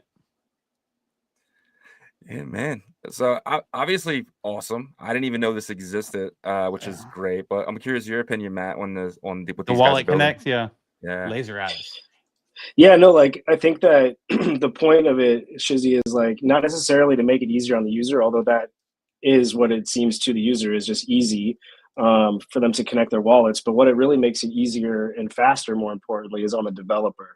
Because let's say you're a developer, you want to build something on Arch, you have a lot of things to worry about, you know, from the building of your application, the front end, the back end, logic, the smart contracts, you know, all that stuff. And then there's this piece about, you know, just spinning up your environment. What he means by that is like, you kind of have to create the shell of an app, you know, and there's a piece, there's different like components to that. Connecting a wallet is not as straightforward as you would think, especially on Bitcoin, when they were talking about how so many different wallets exist. So as a developer, you have to like literally, just to have all these different offerings of wallet providers on your site, you have to code each one specifically into your application. So like if you use Laserize, you can skip that entire process, probably saves you like several hours. And like Bunzi said, from like a developer friction standpoint, if it takes longer than an hour to spin up your environment, you're probably moving on to something else because it just took too long to even get to the part where you're developing your app. You know, like we can't even get to the smart contract if we haven't gotten past the wallet connect part. So that's ultimately what Lasereyes is doing. They're accelerating developers, enabling them to launch their apps quicker. You know, like you mentioned, Udi's doing his mint for the Taproot Wizards using it. That probably was a consideration based on, you know, like simplicity and time. Like, why have to reinvent the wheel, make all these additional wallet things if Lasereyes just did it one time for me, and I can just put that into the mint page or whatever. So it's a tremendous tool to have as a developer. Yeah, 100%. Yeah, I didn't even think about that. As a developer, you can come right over to Arch and just connect. You don't even gotta. You can skip all that part of it, especially if you're someone who hasn't integrated Bitcoin wallets before. You can come over and just have that one tool that integrates every wallet for you in one shot. Probably save you a couple days of work. You know, down the line, especially if it's already, you know, sitting there for you open source to just grab, copy, and even tweak it to make it your own. Exactly. Yep. Yeah, I think we're going to find out very soon that Maestro is going to be a very intricate part of Keep hearing their name. the ecosystem, you know, providing this API data. But we do have another great builder down below. I believe is it Kastawi? We can bring him in from Hamilton. RWA. I love to talk RWA because I feel like it hasn't arrived yet to the space, but let's bring him up. How are you doing? I'm sorry if I butchered your name. No, it's great. Finally, someone said it right. So it's awesome. Welcome to OnChain Revolution Arch Thursdays. Thank you. Appreciate it. Thank you for being here. Yep. So if you wouldn't mind maybe diving into Hamilton, what it is for the audience, and you know what it's going to bring to the Bitcoin ecosystem and Arch's environment. Yeah, definitely. So Hamilton is bringing real-world assets to the Bitcoin ecosystem powered by Arch Network. What I mean by that, so imagine our goal at the end, imagine if someone sitting in South Africa with like $1 and you want to get access to the likes of, you know, BlackRock, Fidelity, investment, you know, great products like US Treasury bills, or maybe real estate managed by Blackstone. Or someone, you know, sitting here in the US and they want to get access to real estate in Dubai for, you know, $1,000 without going through the hassle of sourcing the deals and doing the due diligence, because they know it's being managed by top asset managers. So the way Hamilton works is we go partner with top asset managers. We tokenize their funds, and then we frictionalize the ownership and we bring it to the users so that they can access it directly. This is what I'm talking about with the Bitcoin ecosystem, though. Like these type of quality products, like I expect to see more and more of this kind of thing. So this is awesome that you're doing this. One of the biggest pain points I think for like a high level kind of investor, someone that doesn't know how to go and do a ton of research on real estate in Dubai and stuff, is that it removes the hurdle, right? The friction. And so let me ask you, why did you choose Arch? And what has that experience been so far building with Arch? So far, it's going great. The reason we chose Arch is one of the promises that we gave to our kind of like our early customers and different asset managers. Like, listen, we are going to be doing this only on Bitcoin for a few reasons. When you're securing real world assets, you can imagine. I'm going to a user and say, listen, the real world assets will be secured off chain and on chain. Off chain is the legal work and has to be bankruptcy remote, no backdoors, no fraud, all of that stuff, so that you make sure that the actual assets is secured, even though if Hamilton tomorrow goes bankrupt, still there's no issues. Your assets are safe. The second one is, how can you secure that on chain? Well, securing that on chain, you have multiple options. You can build on other blockchains. Most of them, they had downtimes, or you can build on Bitcoin. Problem is, in the past, you couldn't build on Bitcoin. Right now, with the rise of like L2s, they're giving Bitcoin smart contract capabilities, which is great. The difference with Arch is I'm actually building on Bitcoin. It's not like a layer 2 on Bitcoin and I have to bridge and I have to do all that. No, I'm actually tapping into the liquidity of of Bitcoin directly through Arch. So our goal, imagine if you can, let's say you have an like your net worth is, like, let's say around 100K, and you want to like rebalance, you're seeing the market in the next 3 months, you're not sure what's going on. I want to do like kind of like a robo advisor rebalancing for the whole 100K. It was all in Bitcoin. With just like one click, you can rebalance. You know what? I'm going to do 30% Bitcoin, 40% UST bills, 30% real estate, and maybe 20% in UK T-bills, something like that. So just keep rebalancing your portfolio based on what's happening on the macro level, and giving that option to the users directly on Bitcoin, on like the base layer, and securing all of the assets on the Bitcoin layer. That's our promise to the users. Yeah, incredible.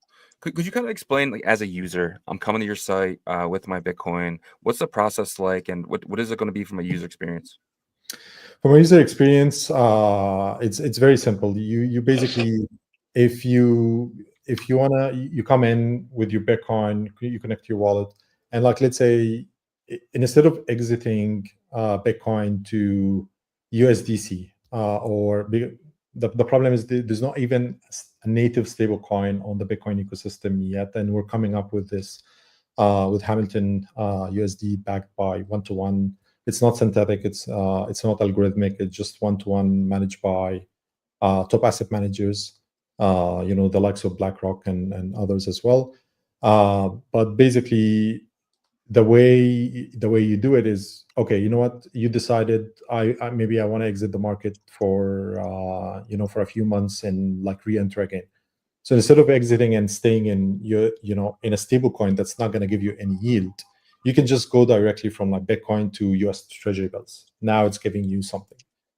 And then it's 24/7 liquidity. Let's say you change your mind after a week, you get the yield for that week, and then you buy back, your BTC.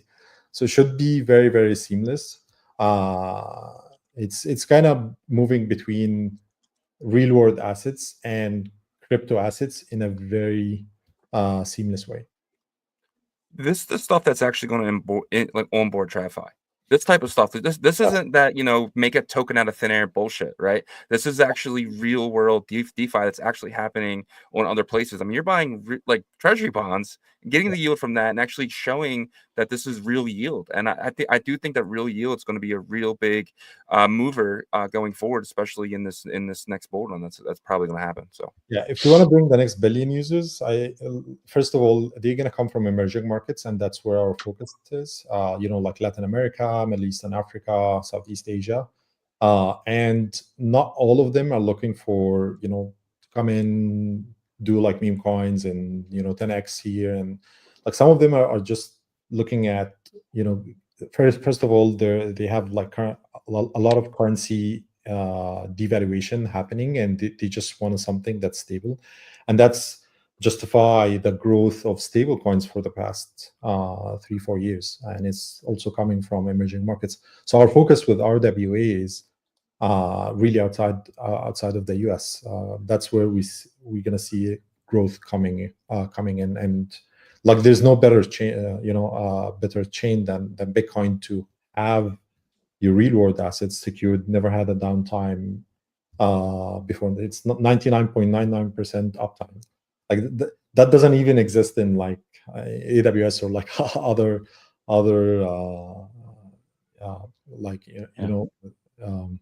infrastructure. Exactly. And these are the type of products, and if you're talking to someone that's TradFi and they're like, okay, I want to get a little bit more risky, and you're like, how about projects that are on Bitcoin? If you were to say, how about projects on Solana or projects on these other chains, they're gonna be like, ugh. But if you say Bitcoin, that already rings a bell. Matt, I'm curious on your perspective as being, you know, the founder of Arch, and you're seeing stuff like this, like VoltFi. In my opinion, VoltFi is it's a little bit of a degen TradFi kind of onboarding, but still, it's like they're talking about volatility of markets, right? Are you? Well, seeing, if you're in like the traditional markets, if you work in TradFi, you know, seeing a volatility token and using that as a tool, as a, you know, a hedge strategy, or as a way to kind of mitigate certain exposure, that's something that's very familiar to a TradFi type of person. So when they come into Bitcoin, and if they aren't already, and they eventually will, for all the reasons that we mentioned before, like, they're going to want these types of tools so that they can become more familiarized with the trading environment.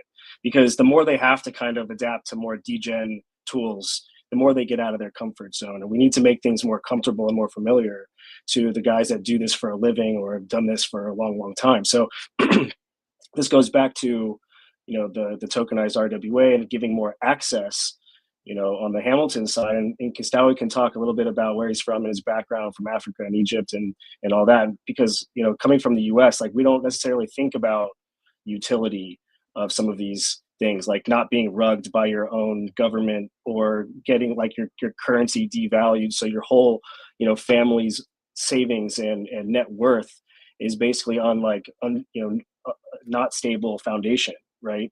So if your biggest risk in life is to make sure that your nest egg is good, you kind of want those in something that's more stable. And from my understanding, and this is because I certainly don't understand these emerging markets, Latin America and Africa, et cetera, like, they don't have access to like T-bills and regular like financial products that are offered through like brokerage accounts that you and I can get, you know, as complicated as like a brokerage account online with TD Ameritrade, or something as easy as an app like Robinhood. Like, these things don't exist in some of these more emerging markets, but Bitcoin does, and Bitcoin is like that freedom. So if we can allow these people to now go from Bitcoin, which granted is a little bit more volatile than a tokenized T-bill, if you can take the Bitcoin and get into the T-bill, that's like stability for people's families, which is how we're going to onboard the next, you know, 10 million users into Bitcoin. And it's not going to be through Solana meme coins, right? So Kostawi, like, maybe you can expand a little bit there, but like, that was my understanding, and that's why I'm excited for it. Definitely. So basically, you know, I came to the US. I'm originally from Egypt. I came to the US back in 2010, just right before the Arab Spring. And then, you know, we all saw the Arab Spring in 2011. I stayed in the US to continue my studies, did industrial engineering. And 2014, that's, you know, I was doing my studies and started investing in kind of like, you know, my family assets in like real estate. My father was retiring. He used to work in Saudi Arabia. So he was retiring, and I asked him, listen, the real estate market is getting recovered from in the US after that 2008 and 9 collapse. And we've seen insane amount of opportunities that, you know, we can buy. So I told him, why don't we, you know, you just retired, you know, you have your nest egg, and let's move our family assets to US, put it in real estate. You get a rental income. It's a good fixed income, and you know, it can appreciate. It's like, he loved the idea. He went to the bank. He's like, okay, you know what? I want to transfer that money to my son. He's like, no, you can't. You can only transfer $50,000 per person per year. Like, that's it. So chatting with my, you know, international friends, Chinese, they were like, yeah, we have the same issue in China, but we use Bitcoin. I was like, guys, what the fuck is Bitcoin? So it's like, yeah, it's an internet currency. We use it to buy real estate in Toronto and like Vancouver. Like, okay, that's interesting. So I went online.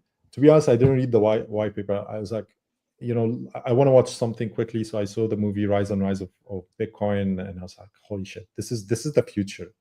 Like, I already got, okay, this is the future, and the adoption will come from emerging market. It makes perfect sense. Like, I felt it. Oh, this is so much needed in emerging markets.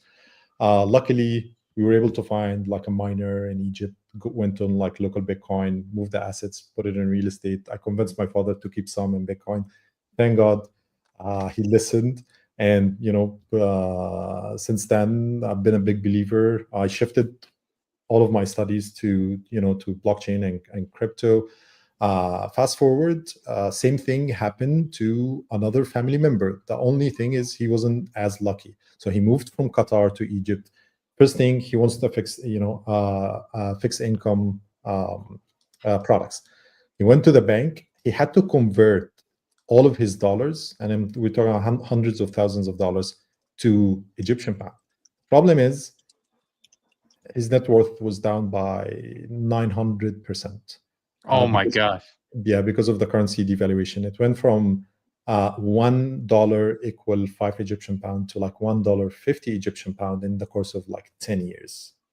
So that was brutal because inflation is like 40% per year. So that was brutal. He didn't get the access, and we were like, okay, you know what? There has to be some sort of this is the moment. This is the moment where we want to give access to people, and it has to be very easy that they can, whether they want to invest in Bitcoin or other crypto asset, but at the same time, they just want to get access to something real world asset or like fixed income products that's managed by top asset managers. So that's why we're building it. Yeah. Imagine if the United States was adopting Bitcoin like 10 years ago, right? And already started doing this whenever the US economy and empire was like peaking, then like we would have had so much more investment into our economy because it would have had more availability to different countries and people, like your uncle, for example.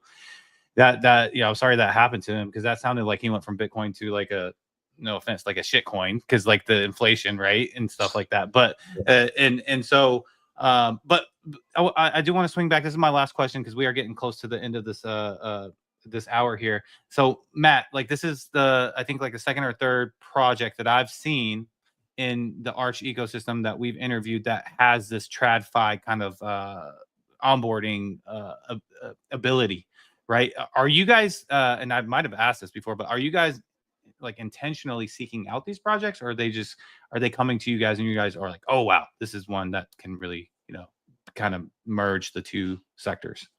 That's a really good question. I think that like while we certainly are focusing on the core primitives of our ecosystem, like borrow lend and AMM and perp stacks and things like that, because that's going to be the foundation of all the base and sustainable yield that is going to be the reason to be present and actively engaged in the Arch ecosystem. From the onset, we were really focused on bringing use cases to Bitcoin. That's not necessarily just straight up copy and pasting the idea of Ethereum and Solana programs. And when I met Kastawi in Dubai, I think it was like Token last year, he was talking that's basically about the same story that he just told me. Like the light bulb went off in my head too. I was like, this is an absolutely amazing use case for crypto, or for Bitcoin more specifically, not just crypto. It's a very important distinction because, these guys in Africa aren't buying Solana. I can promise you that. Their priorities are a little different than us here in the US, where we're trying to be more speculative. They just want to like find some stable ground, right? And so like when we look at our ecosystem, we want to make sure that we have a lot of these like really good use cases that are going to bring on more users, bring on more liquidity into the ecosystem. And yeah, I think RWA is certainly one of those things. Emerging markets, again, certainly align with that. Like if you look at the Vietnam market, there's absolutely zero confidence in the central banking system. There's no FDIC anything like we have in the US. So there's like, you just don't want to get rugged. So all they really use is gold and Bitcoin. And I think the reason why we haven't been so evolved or advanced on that front is because in the US, like we don't necessarily see the value that more of these emerging markets see firsthand in their daily lives by not trying to get their currency kind of like, reduced to nothing, essentially. We've seen this happen in Latin America, Central America before. So this is one of those like really elegant use cases, and of course it aligns with TradFi because it's transforming it. It's not radicalizing it, I don't think, because I think it's a very reasonable conclusion to the issue at hand. So I think it's just the next evolution of banking and finance and stuff, which obviously is going to be at the intersection of TradFi. So there's a lot of the use cases that you'll see where Bitcoin actually can solve some real world problems, whether it's cash flow management for businesses or personal finance and estate planning with your family, like you can do with tokenized T-bills. So yeah, interesting stuff. Wow. Yeah, 100%, dude. I agree.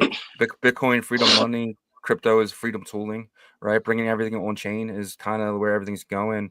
I'm curious with my final question, with Hamilton, you guys, this is an awesome product you guys are offering. I'm curious if you guys have any other plans down the line, potentially to maybe go into other type of TradFi native tooling as well. Yeah, definitely. If you have an example, like what are the examples that you can share with me? Like borrowing and lending, especially with the treasury Oh, bonds, could be yeah, absolutely yeah. huge for you guys. That by the way, that was the most requested feature when we spoke with a lot of the businesses and other people, that a lot of them, they put money in bonds, and T-bills and others.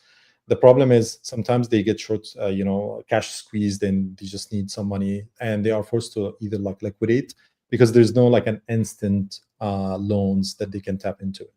And you're like, oh, you with the thing about tokenization and why it's kind of work and why it's working right now is the 24/7 liquidity, which is insane.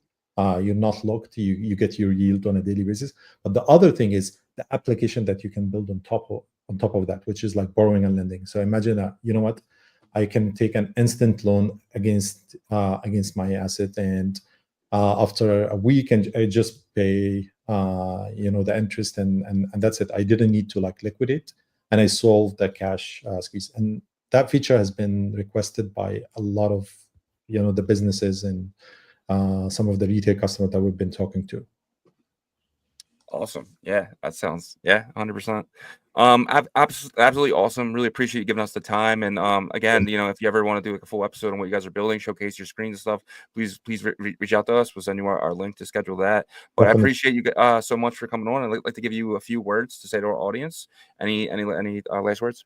Yeah, if you have any ideas that you guys want to share with us, we're going very soon on Arch Network testnet. We're going to open it out to everybody to try, connect the wallet, see the experience. Please share your feedback so that we can incorporate that in when we go on the mainnet and open it up for everybody else. But yeah, really appreciate it, what you're doing, guys. Thank you. Thank you. All right, Matt, if you could close us out, maybe couple words. Oh man, same thing I say every time, man. It's all about the builders. We gotta support the builders. So do what Kasawi said. Go follow their Twitter as well, because I'm sure they're going to be having some announcements going into the summer aligned with our mainnet as well. So really excited to see what happens in these first few months when we launch these products. But we're really excited to see what they've come up with. And what is the X account, so we can put it in the show notes? It's at Hamilton BTC. Hamilton BTC. I should have guessed that. I have it. I have it. Yeah, cool. I'll put it in the private later. But all right, fellas, we appreciate it as always, and we will talk to you guys next Thursday. Thank you, guys. Thanks, guys. Great show as always. Appreciate it. Absolutely amazing episode as always. 2 hours of fun. I love what I do. I love sitting here and just hearing builders tell us about their product, right? Like where other job in the world can you just sit here and just listen to some really, really smart people really talk about really amazing things that I didn't even know kind of existed, right? So it's really awesome. And I'm really excited for Arch, guys. Guys, you can pay attention to what Arch is doing. Play on this testnet. There's going to be opportunities for you guys. Another reason why we do Arch Thursdays for you guys to be really caught up on what's going on before it happens, whether that's, potentially down the line, some airdrops and stuff like that. Pay attention. It pays to pay attention. It'll pay to use these testnets. It'll pay to use everything that Arch offers, guys. This is an opportunity of a lifetime, and I don't want anyone in our community to miss it. Exactly. And you guys are paying attention because we got 477 people in here, excluding Abstract and Rumble, so probably about 500 plus. And we thank you guys for hanging out with us. Like Shizzy said, because of you guys, we are able to do this every day, and we're just so thankful for each and every one of you guys. And if you could check out our partners, we'd greatly appreciate it, as that also allows us to do this every day and bring this research to you guys. So Emblem Vault's going to be the interoperability tooling for Bitcoin Layer 1 assets, more specifically ordinals like puppets, node monks, wizards, you name it. You're going to be able to jump those ordinals from Bitcoin Layer 1 to Merlin Chain to Abstract to Base to multiple different EVMs to start off with, and then eventually to Solana as well, and other popular environments. So you're also going to be able to utilize their AI agent, a wallet tool called Agent Hustle. He's going to be able to actually vault the ordinal for you if you prompt him, as well as make some Bitcoin transactions for you. And don't forget, they also have their runes, Bitcoin runes TGE in September. But right now you can trade that in sort of like a pre-sale on OpenSea as an ERC. What is it? 721, I think it is 721. It's like an NFT basically. And then during the week of TGE, that is going to go away, and then you'll have a certain percentage of that rune in your Bitcoin wallet. Super exciting stuff. You can learn about all this at emblem.vision. And BetBTC is the predictions marketplace for the Bitcoin ecosystem. All you need is an Xverse wallet, some Bitcoin, and 6 Bitcoin blocks, and you can start placing bets right away. They just released their 10-minute market, so you can actually bet if Bitcoin, BNB, Solana, and I think those are the only 3 currencies right now, but eventually they'll probably add more if it's going to go up or down in a 10-minute interval. So super exciting. Degen stuff, I'll say, but exciting at the same time. And then you can place bets in their other markets as well. They will be adding create your own markets, where you can earn up to 1.5% of the total volume placed in the markets that you create. You can learn about all this at betbtc.win. And Artura Finance is the perps and leverage DEX of the Bitcoin ecosystem. They're going to be launching on Hemi Bitcoin Layer 2 very, very soon. Right now, you can actually test out their platform. If you go to artura.finance and connect your MetaMask wallet, it should already automatically connect the test RPC for you for the Botonics layer.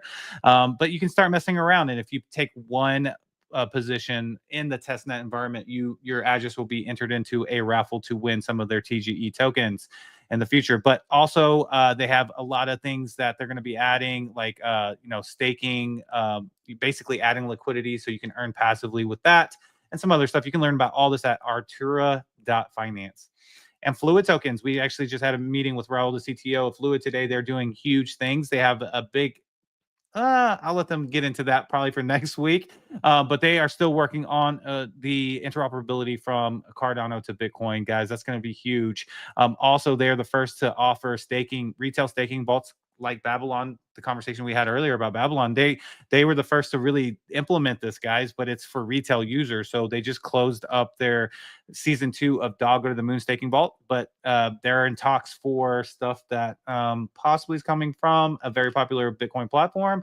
I won't get into that yet, but that's going to be very, very exciting. So you'll be able to stake eventually in those as well. If you are an Ordinal collection founder, or you etched a rune and you have an established community, reach out to Raul, who'll get you a staking vault established for you and your community, so they can earn some rewards by staking that asset. You can learn about all this at fluidtokens.com. And Merlin Chain, the #1 scaling solution for Bitcoin native L1 assets and protocols. If you are a builder on Bitcoin Layer 1 and you would like your protocol to be a bit more quick, seamless, and fast, then you can reach out to Merlin Chain's team and apply for a builder's grant. A couple of our partners got into that program, so it's definitely possible. If you're a retail user and you want to swap for Doggo to the Moon, they have liquidity at merlinswap.org, guys. Strong liquidity over there, so you can use your Merlin tokens, your wrap Bitcoin, whatever you want to use, swap for Doggo to the Moon there. Also, don't forget about their securing the chain proof of stake staking right now. You can earn 15% APR for your Merlin Chain tokens. They're going to be adding Bitcoin soon. That's going to be huge, and they'll let us know the actual APR for that. But staking Bitcoin to earn more Bitcoin is huge. So you can learn about all this at merlinchain.io. And don't forget about our integrated partners, Foxy AI, building the metaverse on Bitcoin called the Bitverse, and their first-person shooter game called Clan Wars, which we're going to start streaming again next Tuesday at 3 p.m. Eastern. So it should be fun. We got our guy Glasshopper and a couple of you others in there. Should be really, really fun. And Ordinal Hive is the aggregator Ordinal marketplace for Bitcoin layer 1 and layer 2. Cheapest Ordinals around are on Ordinal Hive. And we appreciate you guys so much for checking out our partners. Yep. Great job as always, man. And shout out Kai Effect, dude. We appreciate you, my friend. Thank you for the $5. You are a legend. And you're so generous, man. So generous. We love you, Kai. But if you guys have a few extra minutes and wouldn't mind checking out OnChain Revolution, .io. We have some of the best articles dating all the way back to last year. If you know someone just entering the space, please send them our website. We really feel like you can help them get started and code up to where we are today. If you guys need a VPN, we have the best VPN. That's Nord. We have a 70% off coupon. Click that link. Every single person should have a VPN. Don't be going to these sites with your IP hanging out. You don't want to see that. I don't want to see that. It's just better to do it private, right? You're allowed privacy. Nothing about a VPN is illegal. Privacy, especially with the new administration. I mean, privacy seems to be a top-notch thing, and I want you guys to have as much privacy as you deserve. And I think everyone should actually have a VPN. There's free ones out there. You can go get a free one, but if you're okay with spending $3 a month, get yourself a Nord VPN. And it's cool, too, because you can pick the continent or country you want to be in. I'm usually in Switzerland or El Salvador. I tell people I'm hanging out there, but I'm really just in my house. But if you guys are going to Bitcoin 2025 Las Vegas, we have tickets for that. Do not wait till May to get your tickets, guys. These go up. They get real pricey. As May comes. You have about another 45 days to get these tickets before they're way too expensive. Not even worth it at those prices. But at these prices, I think it's still solid. And for next year, highly recommend getting your tickets for 2026 in May. As soon as this one is finished, we'll have the following years up and running. So they do announce it. So get them like that month if you plan to go. Still way cheaper, and potentially you could sell them as well, right? And make some profit on them because the price does go up. But do not wait till May. Get your tickets and click our link. It actually helps the show. And if you guys need merch for that event or any event, we have it all here at our store tab. Click the store tab. That'll take you to our Shopify, all done through the third party. We supply the logos, and that's it. Check that out. Everything out there at OnChainRevolution.io. And guys, we are live Monday to Friday, 11 a.m. Eastern, 10 a.m. Central, 8 a.m. Pacific, and 3 p.m. UTC. Check us out all week, guys. And on that note, we'll see you tomorrow. Peace.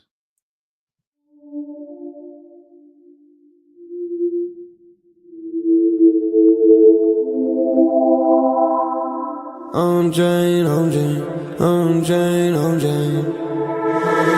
Revolution roll call. Market recap. You're not bullish enough. No. You're not bullish enough. No. Look at the price go. Bitcoin control. Why you still coping? Price action rolling. Don't fall for bear trap. Swapping indexes and putting it up in the sex. I can take profit right now. OnChain is where I be now. You can never look back. They don't want you to know. How did the market react? Fear and greed gotta adapt. Now we bridging the tokens and arching the network right now. You know how crazy we are. Nookies are savages now. They know how crazy we are. Chain abstraction, main attraction. OnChain Revolution.